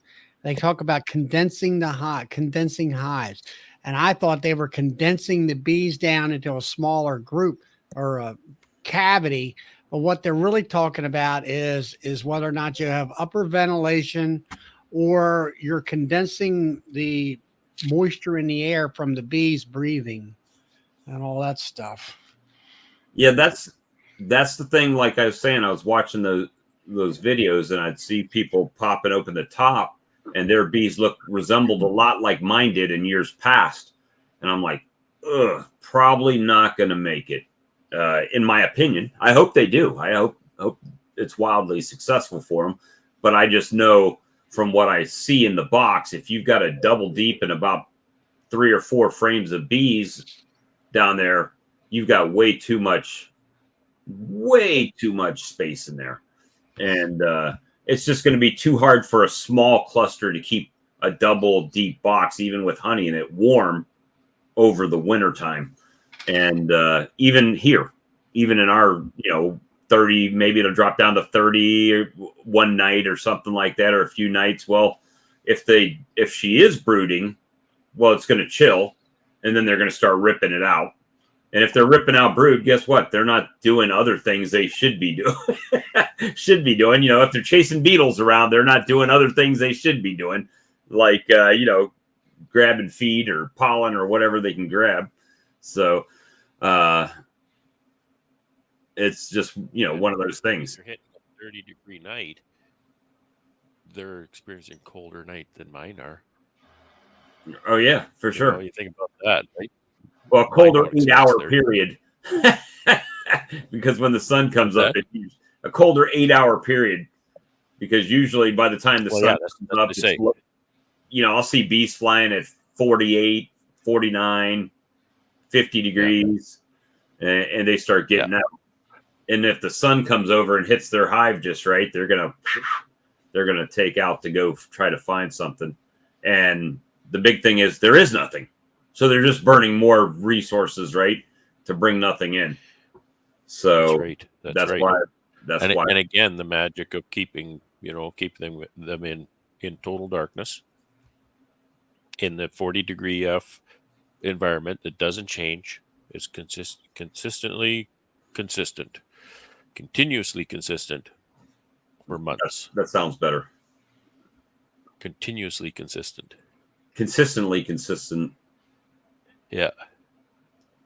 It's like what do they call it? That's one of the Department of Redundancy department.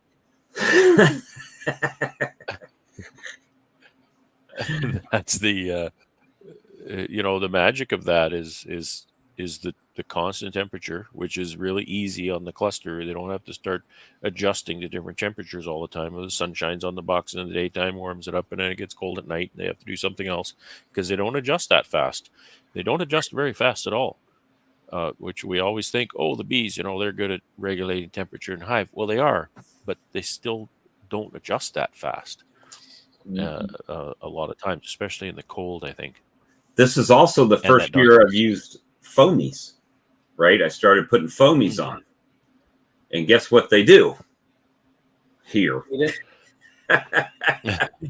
They build the wax right up to the end of the foamy from the frame, and then it leaves a nice little channel on the top of the frames for the beetles to run down, where the bees have got it closed all the way up to the top, but the beetles are down in that channel. So it's you don't have that half-inch space that I have. No, I have that shim around the edge of my lid, and so it sits up a half-inch, and it's larger than bee space, because so they obviously build comb there, and they actually push the foamy up and push comb up in there and build that up as high as they can until they hit the cover. So there's a half-inch of comb, more than that, because the frame top bar is lower than the top of the box. So it's 5/8 of an inch or something like that. Yeah, John, that's right up in there. So John says he don't know what happened. He had 0 beetles this year. Last year, wow, I had very few beetles.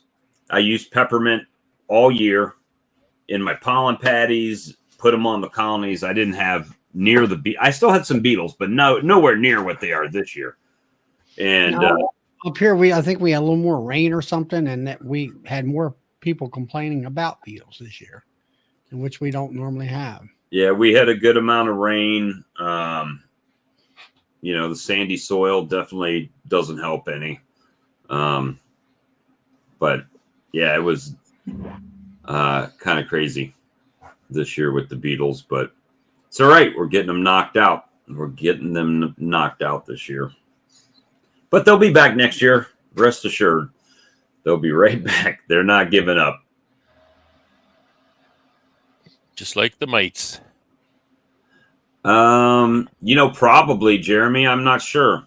To be honest with you, we've got some big strawberry patches. And from what I gather is strawberries here actually flower in like December. They're like a winter flowering plant, and then they go to in the spring. They the spring, I guess they really start growing the fruit, and then by May they're harvesting them, and the U-pick. I think I need to do the same thing you were talking about, Brad. The U-pick honey. U-pick honey farm. U-pick honey farm, where people come and extract their own honey. Well, I didn't provide an extractor. Maybe that's why it didn't work for me. I just showed them the apiary and said, "There's the honey boxes," and didn't really work out. Charlie's been drinking. He's gotten blurry on us. No, He's blurry. Yeah. He's tired. That's That's why he's blurry. Nah, He's tired. He had to run the automatic. milk. Obviously has an automatic focus on it thing, so it must, when it gets out of its length, it does something.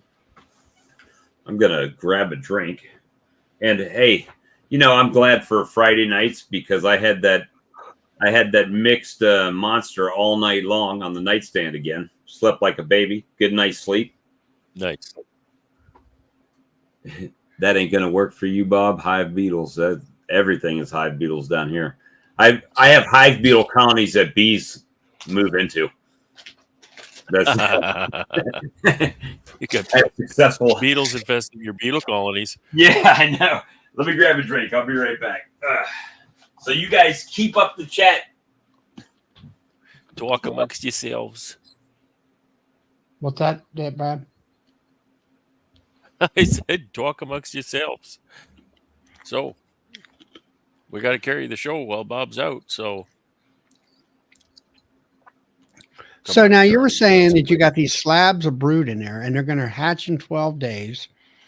So does that mean that you have to feed them hives again in order to backfill all that? well, see, that's my conundrum because I'm thinking yes, because I want those hives to be pretty well packed right out with feed so they have enough for the winter. Bobby's And the back. problem is they've got this sealed brood. Stop talking And about so- Bobby's back.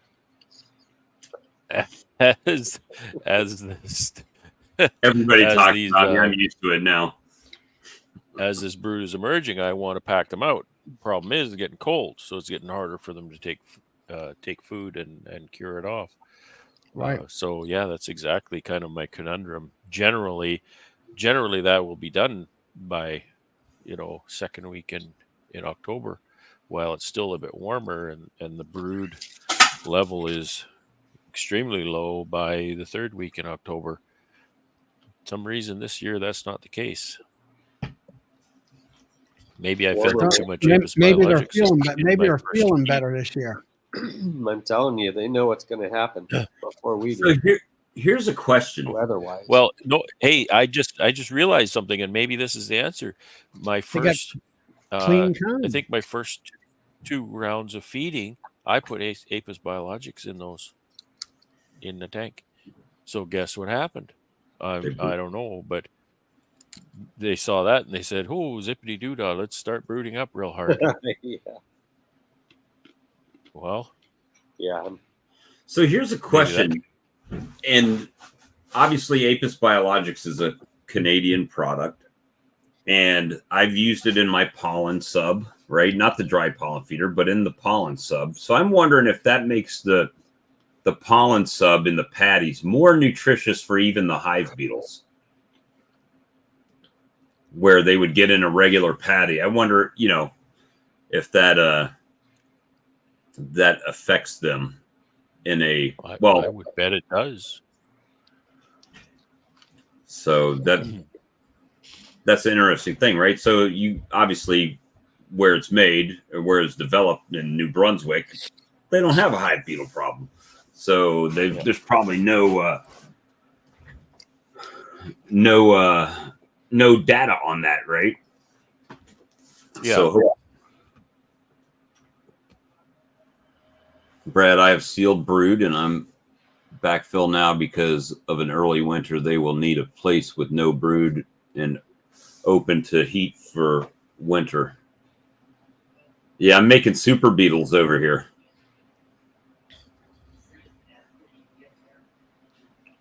Yeah, I've heard of it, Brian. I haven't made that, so. I hear that he's trying to get that patent or whatever and have that put in hives. I'm not against, if it doesn't kill the bees, I'm not against trying it. But when I do stuff like that and put a video out, I get ridiculed to death about doing stuff that's not legal, so not approved. So I've got to watch what I put on videos. But don't quote me. But my understanding is that the registration for that was pretty close when I talked to him. So that was 6 months ago. So I'm hoping it's soon.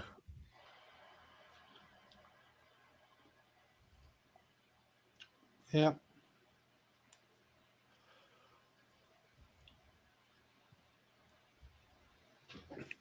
Well, I don't know. I mean, right now I know I got brood in some of my hives. Most of them, and that once I've done feeding them, I don't tear them apart anymore. I just leave them sealed up. Yeah, that's what I like to do too. I just thought I'd be a smart aleck and open them up, and I freaked myself out. Otherwise, I just would have left them. So how do you know normally they don't have brood in there if you leave Well, I them have sealed? looked. Oh, okay. I have looked. I just don't. I don't do it often.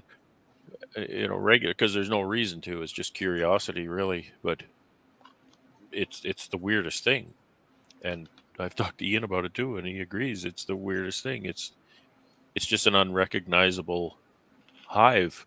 You can't even call it a nest So here, because 10 frames of syrup. all right. So let's go back to last year. Obviously, you had problems coming into the spring. Do you think maybe you've gotten some of that cleaned up now, and that might be why they're still brooding this time of year? How about nice clean comb too?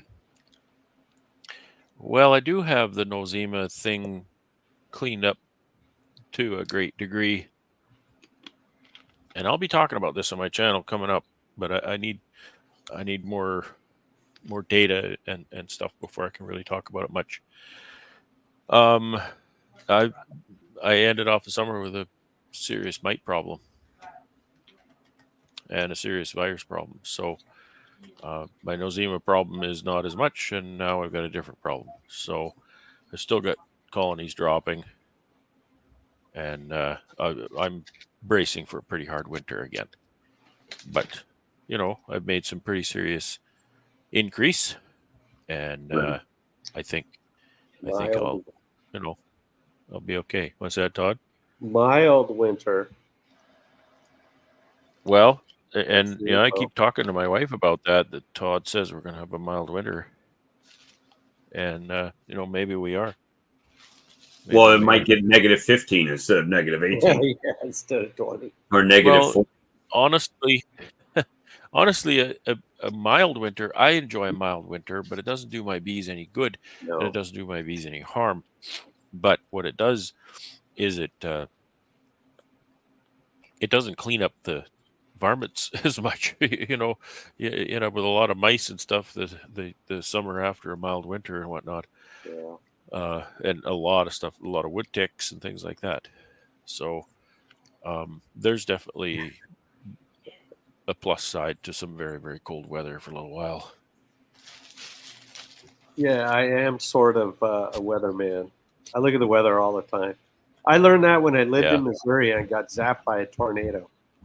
Oh, yeah. So I instantly became a weather professor. So how far did you fly? I didn't, but you know what? I'm not joking on this. In the back corner of my property, I found mail that was stuck on the fence.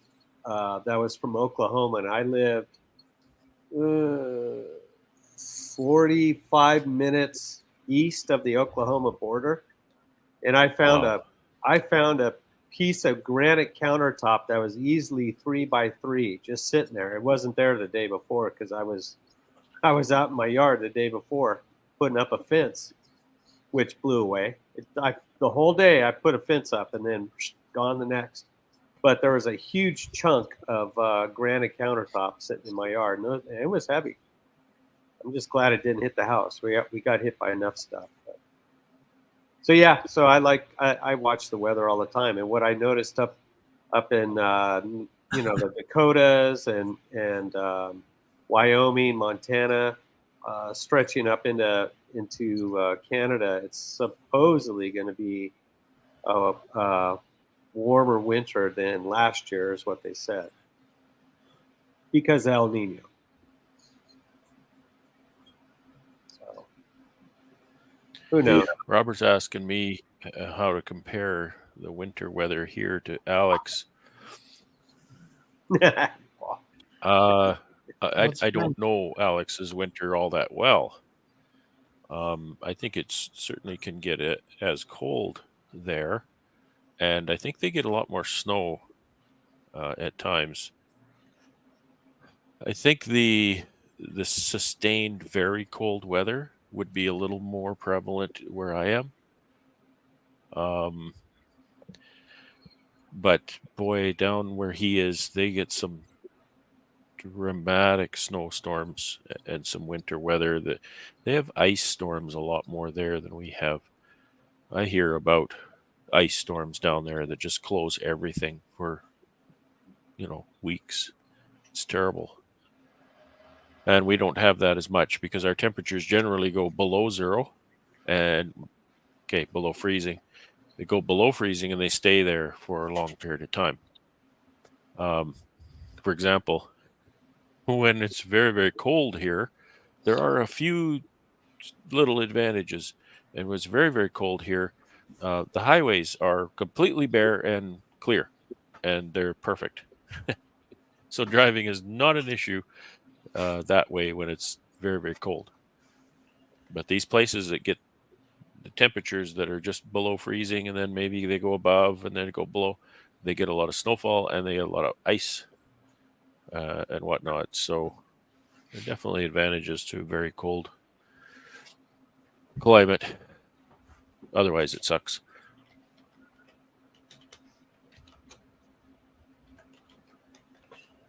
So it's it'll be, I think. Well, you've only been keeping them in the barn for like a couple years now, right? You were doing them outside. Yeah. How long have you been keeping them inside? Well, it'd be like, I don't know, 7 or 8 years. Oh, okay. So I only kept outside 1 year. Was my first winter. I had only like 11, I think, my first winter. And I kept them outdoors and they all survived. Beginner's luck, I guess, because I really didn't know what I was doing. But I studied a lot and talked to a lot of people and tried to make a wintering program that worked, and I guess I did. And then the following year, my hive count had increased dramatically to about 60 or so, I guess. And I decided to put them indoors. And I decided to put them indoors the first week in October. I decided that. So I had to do a whole whack of work to prepare a building to be able to do that. And I made the decision because I didn't want to wrap 60 hives. I was just too lazy to wrap. But it cost you a ton of work to save work. Well, yeah, I guess so. But it was kind of one-time work, right? And very little expense. Right. It cost me well under $1,000 to prep my building. And, that's a few wraps for, if you're running 100 or 200 colonies. And those wraps don't last as long as the building lasts. So we've had a discussion a few times, and I think you said that it was Phil that mentioned to you about the number of colonies and how 100 colonies is the hardest number of colonies to manage. And yeah, Phil gave me that advice when I started. I was only in a year or something, or within my first year when I met Phil. And so he started asking me, so where are you going? What you doing? What's your plans? And I said, I don't know. I don't know what my plans are. I don't know how many colonies it takes to make any money. And I still don't, by the way. And so I said, I've got some and I'm going to, build up to a few more. And I think what I said was, I just kind of want to see what 100 colonies feels like. And so that's when he gave me that advice. He says he said that's a hard place to be because it's a lot of work and you don't have enough revenue to invest in a lot of equipment to help you do that work. So he said you should either stay kind of below that or you have to go above that quite a bit. so that you're making some revenue and you can buy yourself, an easy loader and stuff like that. Right. So I guess I think that was good advice. I don't know if there's anything magical about the number 100, but it's somewhere in there, and it doesn't just change when you get to 110. It gets worse, and then it starts to get a little bit better as you get into a different revenue model. So I guess it works on the principle that you're working up, your workload keeps increasing, but you're not making enough money to hire somebody to help you at that point, at least not on a full-time basis. Maybe here and there a couple days you could pay somebody, but it's but you've got too much work to do by yourself, but not enough work to afford somebody else to help you full-time. So that's kind of the in-between area. As you hire a person, if you hire a full-time person for sure, then you can say, if I'm doing it all myself, then 100% of the revenue from every colony is mine. And if I can do 200 by myself, and then I say, well, I want to run 300. Well, I can have the revenue for 200, but the revenue, the cost of that employee has to be paid out of the next 100. Right. So the return, it diminishes all the time there, and so there's now a I'm lag. only going to make half. And there's a lag. Oh, absolutely. That colony's got to produce the honey. You have to sell that honey, and then to get your money back, but you're paying that person the whole time to do it. So exactly, it could take me 18 months to realize that income. The same goes for expansion. I felt that my first few years, always trying to expand my apiary. Well, I've got to put $10,000 into boxes, frames, bottom boards, lids, all this kind of stuff, so that I can run an extra X number of colonies next summer. Well, I got to run all those colonies. I got to collect all the honey and extract all the honey and pack all the honey, and then put it on the shelf and sell it over the next number of months. It takes me a year before I can get any revenue off of that investment of all that extra capital equipment. So you're right. The income can be 18 months behind the investment in that context. Which is why I've kind of in my mind decided to again just fill up what I've got and not really expand to what equipment I have and generate the income. And that's the advice that Ian gave me when I started. Talking about what my plans are and everything, and he said, okay, he said, you grow into your equipment. You have to run. You can run as many bees as you have boxes. Right. And I kind of, I don't remember why, but I didn't like that advice. I thought, why is he telling me that? That's not right. I don't want to listen to that. That's just not. And then, over time, I'm thinking, he's exactly right. Because those boxes of drawn comb, that's the asset. I did buy 40 more deeps that I have to still 30 more to put together, right? So that's another 400 frames. Luckily, I started swapping out some bottom boards. So I've got bottom boards accessible to me. Of course, they'll be Swiffer sheeted up for beetles and stuff like that. And then I'll still have that struggle. So next year, I'll be buying, before the hive beetles, I'll have to buy those bottom boards to kind of weeble wobble back and forth with what I'm trying to do for expansion. So it's just always a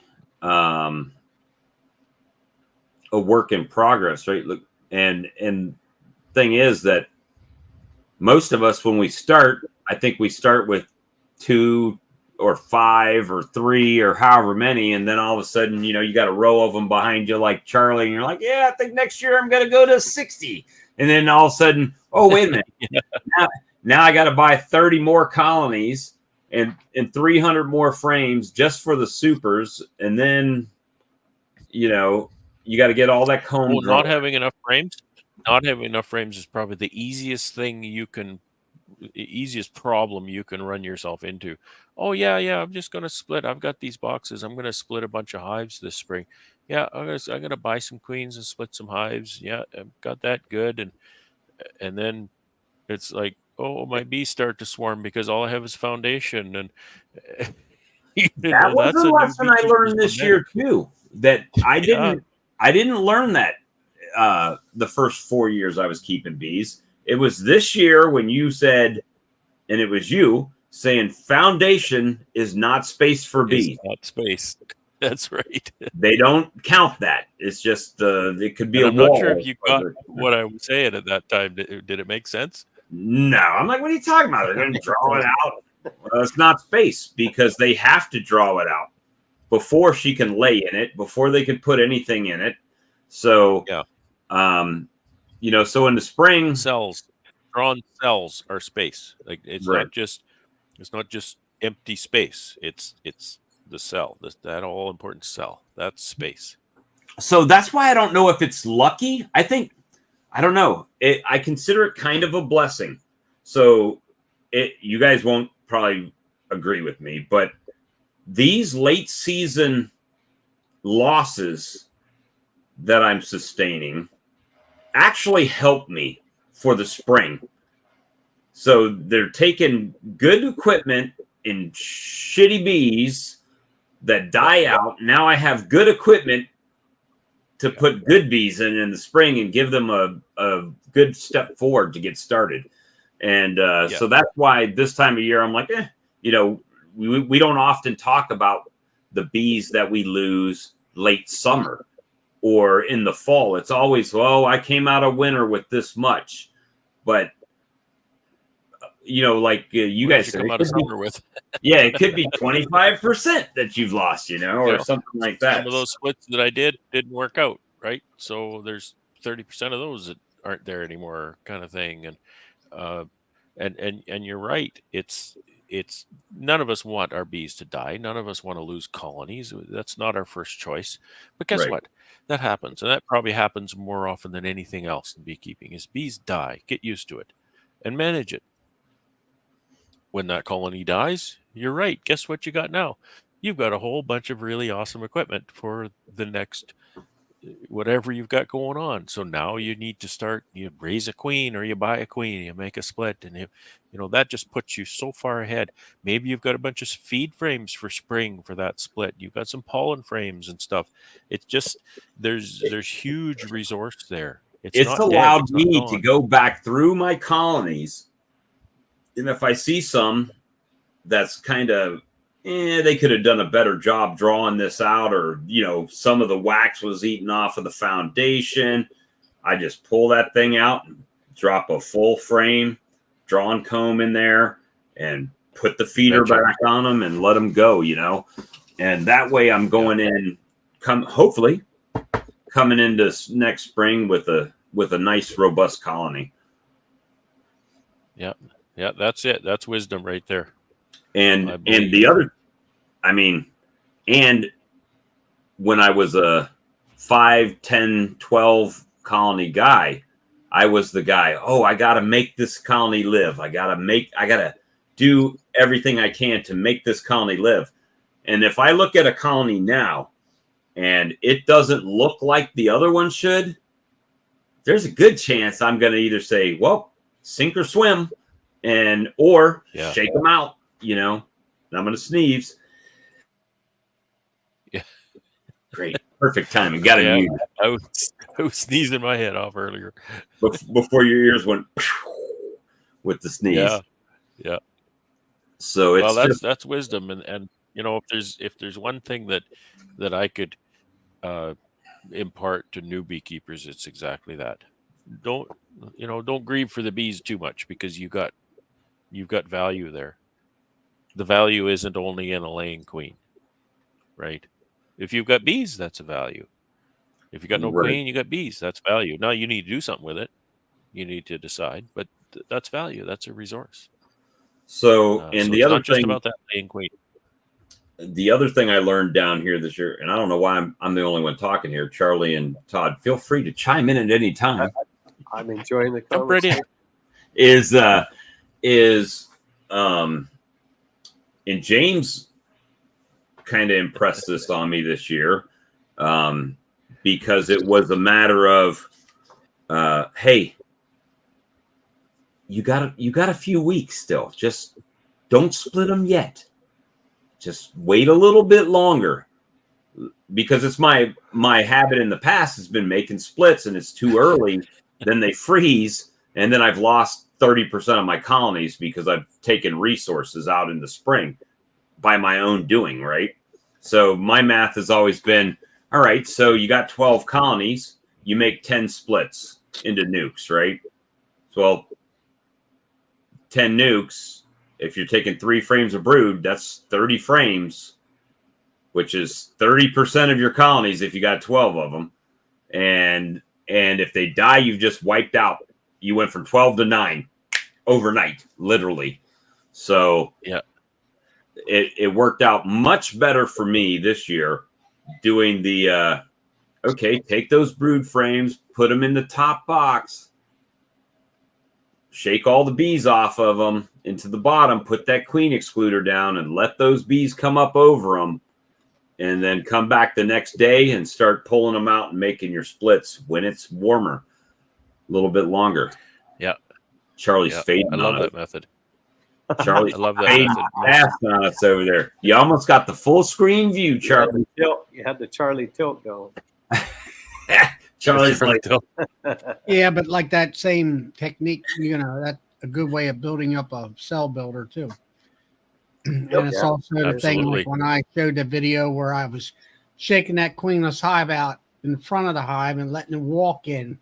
That was something I learned this year through Brad and Ian of why they did that. Why not just shake them into the hive? It's a psychological thing for the bees, so they can get along better and stuff like that. I look at it as dilution, right? You dilute them. You kind of moderate their entry into that. It's just kind of like you think of an hourglass, right? You have the sand in the top and it pinches down and it just goes slowly out the bottom. That's the entrance to the hive. It's just got all these bees and they all want in, and just kind of one at a time, those grains of sand are allowed into that hive. Right. And now Ian did say if it was cold, paper them in, but for a summertime thing, learning, number one, if you have a laying worker hive, those bees are going to fly off if you shake them out in the grass. They'll find a hive by themselves. Yeah, number they'll find two, somewhere. if you got a weak hive, a queenless hive, that's not a laying worker hive, you can shake them in front of. Pick a hive that needs bee power, as I call it, strength of worker bees in order to increase the production of that weak hive, and shake them out so they can walk up into that hive like Brad said, and like you say, meter the amount of bees, of new bees that are not related to the bees in that hive, and they'll kind of get used to each other. And that's something that those different points of interest are you don't hear people talk about that. They just say shake the hive out. I'm surprised about that. Huh? I'm surprised about think that. about it. They'll say, "Oh, we're going to shake the hive out on the ground." Well, they don't expand on the details of why they're doing it and how it influences the bees. How, like you're saying about the hourglass thing, you're metering the entrance of those bees into that new hive. Those are key points. And you think about it too, the bees, like you were talking, that if you shake a laying worker, all the old bees are just going to fly away. Because it's true, I think, that the young bees, the nurse bees, the ones that aren't flying around, they're pretty easy to get along with. They're not very aggressive in the hive. They're not very aggressive toward a queen or anything. They're pretty much accepted anywhere, because that's an asset. You get a nurse bee in your hive, that's an asset, because that nurse bee can feed the babies, right? So they want that. That's like, you're a nurse bee? Well, come on in. Here we got some work for you to do. So those bees that you shake in front of the hive, if they're old bees, they're going to take this and they're going to fly away, right? The nurse bees, they land on the ground and they just start to march, right? So you've separated the nurse bees from the old bees right there. But And a new beekeeper. Well, there's no way in hell I would do what you showed us on that video where they did 500 pounds of bees in front of hives that just had a mated queen in it and let them walk. Queen. That's like that's a gamble. I'm a gambler by nature, but $5,000, that's a little steep for me to dump on the ground, just hoping they find That's why you were ready to hang him when he did it. I would have stroked out. But a new beekeeper doesn't comprehend the nuance or the fine key points there about that. And beekeeping classes, they don't even talk about something like that because they basically, if it's a new beekeeper class, they don't have time to talk about it. They can just kind of hit the high points and there you go. And that's something that you kind of learn with experience if you continue to try to mine as much information as you possibly can, either through YouTube or chats or whatever. I'm a YouTuber, obviously, but there's I think you can watch too much. You watch too much and it confuses you, and you try to do too much, right? That's another thing I did this year. Leave them the hell alone. Once the honey flow starts, I need to have that colony ready to not swarm and make honey. And then I don't start messing with them again until I put mite treatments back on them, right? Or I'm actually harvesting honey, but before then, I don't look in the brood box. I leave them alone. And that was a hard thing. Yeah. And it took me till this part of my beekeeping was just learning that I don't have to be in there every single week all year long to do that. And it's fun. I mean, when you got 2, 3, 4 colonies, it's fun. When you start getting 50, 60, 70 colonies, it becomes a little bit more of a challenge when you're, to go through. And so that was actually a blessing because it literally kept me from being able to go through all of my colonies all of the time. And the only thing I can do in there at a certain point is screw it up. And I've done a lot of that. And, and I'm not afraid to admit it. I had that my first summer keeping bees. I found a number of times I was so gung-ho, I was so keen to keep bees and to work my bees, and I'd have 10 colonies or whatever it was. And I would go out and I'm going to work my bees. I'm going to do my bee thing, right? And I'd go through my colonies. I'd do something. I don't know what I would do, but I would do something. And then I would get down to my last colony and I'd be thinking, but I want to do more. I was having fun, right? I was having fun working bees, but I was out of bees. Right. So that was one of my motivations I need more bees because I'm running out of bees before I'm running out of enthusiasm. Well, you need a bigger fix. It's kind of gone the other way now. It's kind of like, oh, geez. Now we got to. Well, that's what I did my first year. Is I did the barnyard bees. Oh, split them. And then I learned about the hive beetle. It's like, what did I do? So my first winter, I overwintered. I had 15 colonies, and I overwintered 4 5-frame nukes. That was like sink or swim time, right? And it made it. Those 4 made it, and then I obviously put another. That's what I started learning. No, let me put another nuke on top and let them build that up. And then once they got 10 frames, then I can basically create a 10 frame, put the food on the outside and work in with the pollen and the brood, and all the bees and stuff. And then it was like, but then, that's 70% full. Let me throw a box on top of it. And then they wouldn't draw out the extra comb or something like that, and it's like, ugh. So it's just it's a learning curve, but I've learned so much to do on YouTube. Back to the original statement, from people that I thought were in my area. And here's the key point that I find with YouTube videos for me. And I like how Mike Berry does it. He says, today is October 21st, right? So you know where he's at. You know what time of the year he's actually doing it, because sometimes that video might say today is October 21st, but you're not getting the video till November 14th. So by the time I should have done it, like I was doing this with Cayman's videos, I was watching Cayman's video. Well, Cayman's putting patties on right now. Well, by the time Cayman put patties on 2 weeks ago. Yeah, I should have had him on 2 weeks ago, right? Or something like that. And that's something that a lot of times we watch videos, and it's, I don't know that we always put that into context. And right? Another point you just kind of made there was Mike always says, "Welcome to Southeast Louisiana." Right. Okay, I'm near Winnipeg, Manitoba, so there's some stuff I can take from Mike, and there's some stuff that really interests me in what Mike's doing, because it's completely different than what happens here, right? And so that's so important. And I've tried to do this year what you guys do up north, right? Mimic that. Successful beekeepers that are making a living off of their bees, and it's not that different. It's really not that different.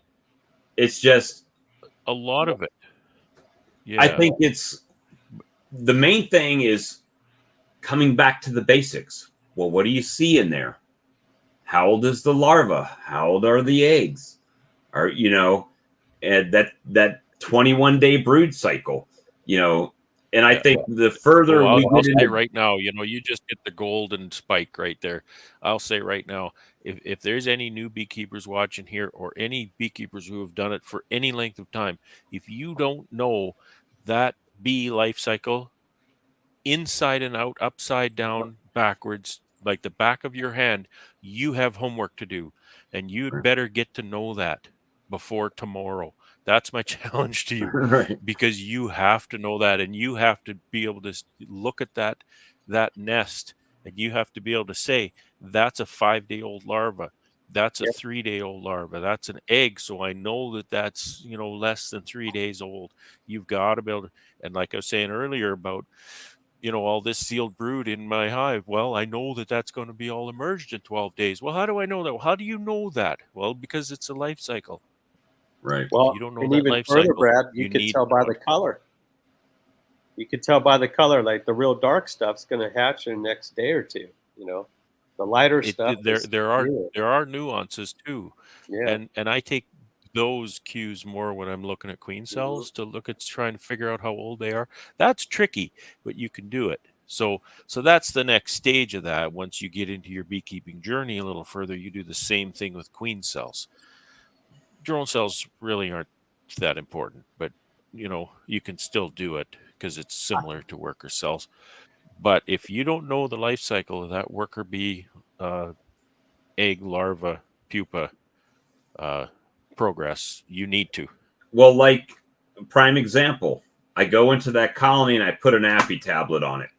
I didn't do an inspection. I come back, I do the inspection. That was dramatic.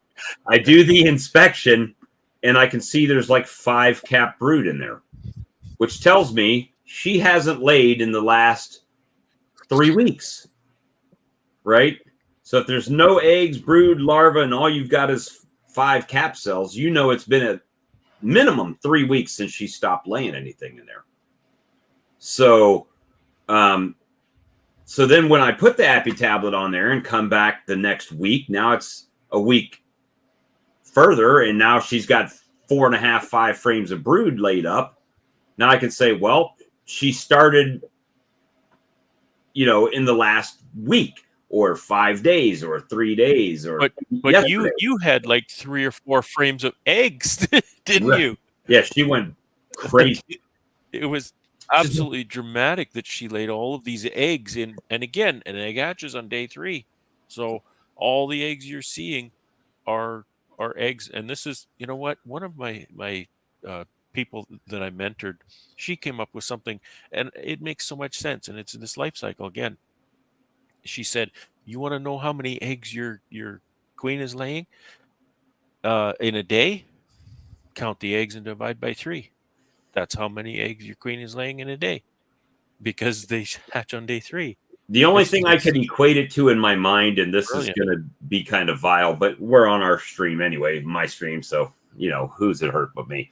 If you've ever really had to poop really bad, I just feel like that was the queen. She had to take a poop, and she just couldn't.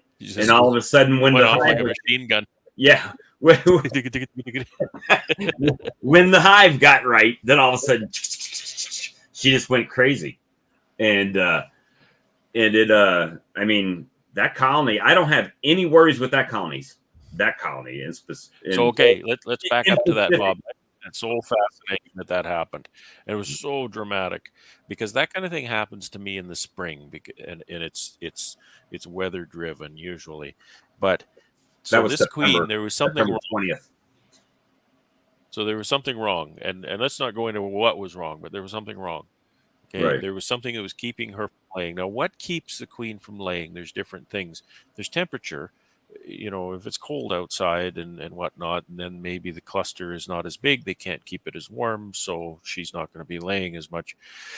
But the bees will actually cannibalize the eggs that they decide that they can't take care of. So she might have been laying, and they may have cannibalized all of those eggs Right. because they couldn't take care of them. So they make a lot of those decisions, not necessarily the queen. The queen can increase and decrease laying rate, but there's also the dynamic of the nurse bees. They can decide, can we take care of this? Yes or no. So if you think about so that, if it's been 3 weeks since she stopped laying, then there are no nurse bees in there anymore. They're all older. Well, bees. they're getting pretty old. They are getting a bit old. Now, they still can revert to feeding young. So Right. we know that. So it's not that it's devoid of that ability, but you're right. They're getting kind of old.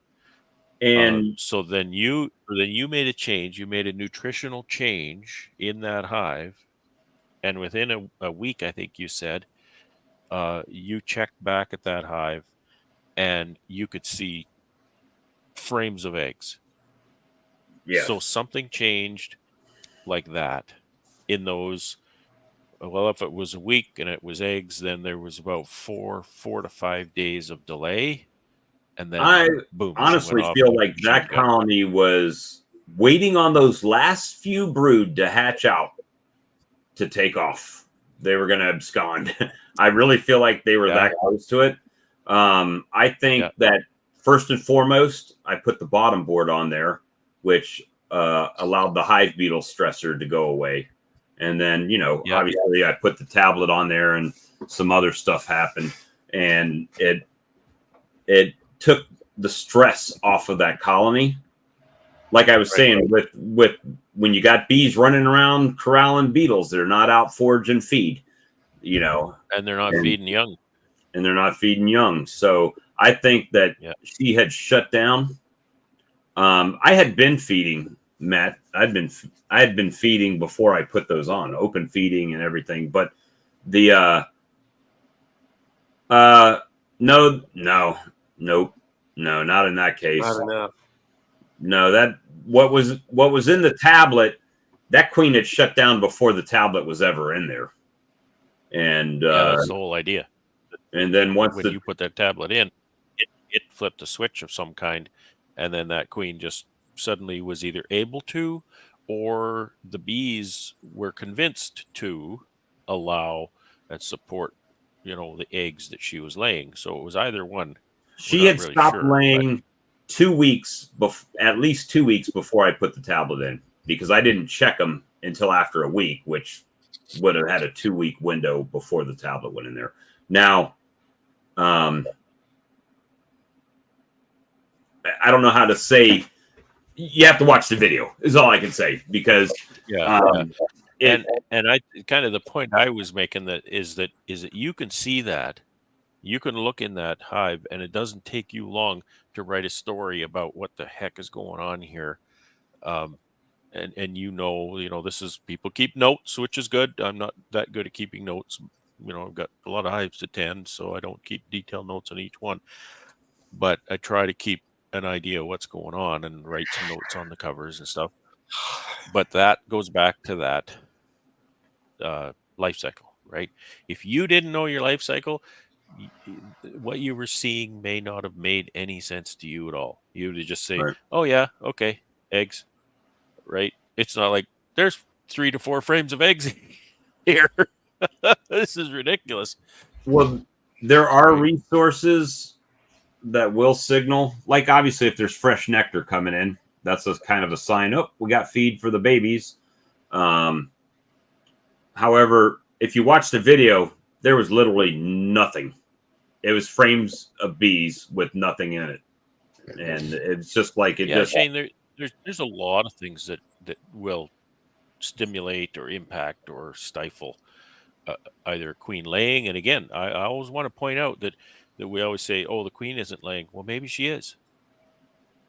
Maybe she Right. is, but the bees are cannibalizing the eggs because they can't support them. Now, And the bees will always cannibalize the youngest because they have the least invested in the youngest. They have 0 invested in an egg because they have never fed an egg. As soon as that's a larva, they've started to feed it. So they have more invested in that larva. So they're far more likely to cannibalize an egg than they are to cannibalize the larva. Because they've got more invested in that. But there's heat today. But I just, I think it's important to always keep that in the back of your mind. We always say the queen stopped laying. Well, did she? There's always the difference there. Maybe she is laying. Maybe the bees have decided that they're not. It's too cold, or there's not enough of us. Right. Right. That's what we battle here in the spring. The clusters come out very small. The weather is rather cool, so that cluster can only support a certain size nest and a certain rate of egg laying. So they will either, and I'm not exactly sure which it is, maybe it's both, they will either somehow regulate the rate at which the queen lays, or they will just simply cannibalize everything they can't support. I don't really know which it is because, I don't watch them that closely. Well, so anyway. Drain the Swamp said, would Jamie Ellis be the guy to run a field trial? He might be, but I'm not really interested in it. I mean, to be honest with you, and I say that not to discourage anyone from running trials on it. They can do whatever they want to. However, there's tons of products on the market that nobody field trials. Tons of them. Honeybee Healthy, Pro Health, I'll say Hive Alive. I think there's one test from 6 years ago or from 2012 or something like that out there. But it's like, heaven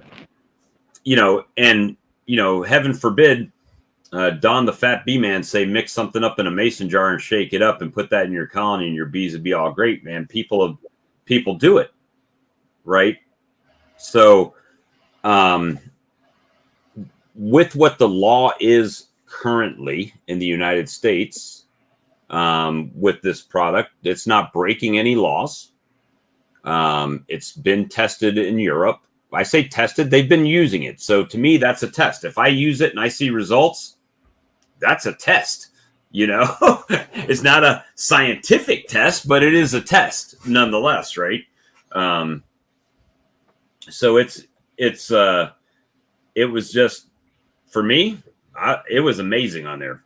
I mean, it was just an amazing finding for me. That was dramatic. I'm sure glad you did that on that hive because that hive had a lot of problems and dramatic problems. Like you said, they were ready to hit the trees. They were ready to leave.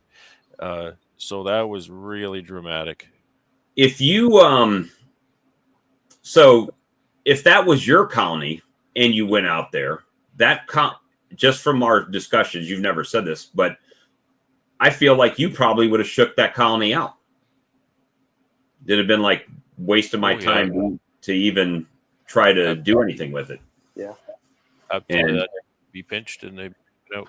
But to be honest with you, when I looked in the colony, there was bees and they were really pissed. All of them were pissed off. And I'll say the number one thing across my apiary that has changed using Appy Tablet is the demeanor of the bees in every colony. Even today, Yeah. Sam was out here. He's like, he did get stung one time on his hand when we were working in a hive. But other than that, I mean, with bees flying everywhere, Attacked or randomly tagged. yeah, you know, so it was really it's much different. Even that colony. So a couple things, right? I've been feeding it, so they're gorged. So gorged bees are pretty gentle bees, right? I mean, they're nice when they're fat and happy. So am I, matter of fact. But it's I resemble that remark. But I actually, and this is the mistake I was talking about the other night, I actually took a frame of brood out of that colony because there was so much and moved it to one that was kind of a little bit behind, right? And actually ended up taking the queen and putting her in the other colony. Well, she laid up a whole frame in there too. So I took both of those frames, put them back in the original colony, never skipped a beat. They didn't kill her. She was in that other colony for 2 days. Nothing. I picked her up, marked her, put her back in so that wouldn't happen again. And you got rid of all the emergency cells, right? Oh, there was only 2 cups started, and I knocked them down. So, yeah, I mean, she was in there and just check it, laying that up. It's just, guys. It's been the running joke how mean my bees have been all year, and oh yeah, they've totally changed. I mean, it's kind of amazing. Yeah. Yeah. So yeah, you have to. I actually have a video out where it's a little bit long, but it's a video called "The Product That Changed, That Saved My Hive," and I did it on the GoPro, but I have cut in the parts that have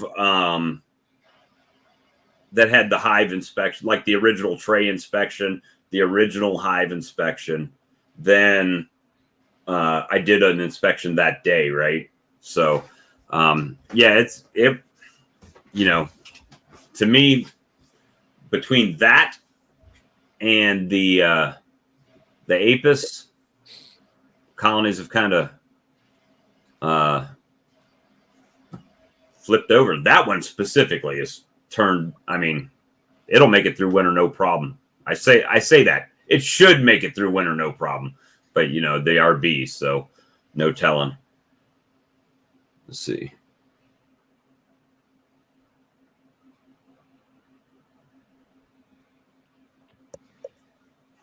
Oh yeah, for sure. Hey, all you got drain the swamp. All you got to do is Google Walker Bee Ranch, and all my information shows up in contact information on Google, on the Googler. So anytime you want to talk, give me a call tomorrow. Be perfect. If I don't answer it, send me a text first, and then I'll be like, "Oh, I know who that is." You know, because a lot of people will call me, and I won't recognize the number, and they'll be like, "Oh, this is Joe," and I'll be like, I don't know, Joe. But let's just say is drain the swamp. Oh, okay, I know that guy. I know drain the swamp. I don't know Joe. You know, so yeah, give me a call tomorrow. I'd love to talk about it. But I always say, "Hey, Big Bob." Hey, Big Bob. Matter of fact, if you're in Pennsylvania, Mehmet is at the Pennsylvania Beekeepers meeting. Well, it might be over now. Don't they usually run Fridays, Saturdays? Wasn't Darren and Carl talking about going there? Yeah, I was. 3 weeks ago or something. Yeah, I forget when it is. Oh, it was this weekend. Yeah, it's.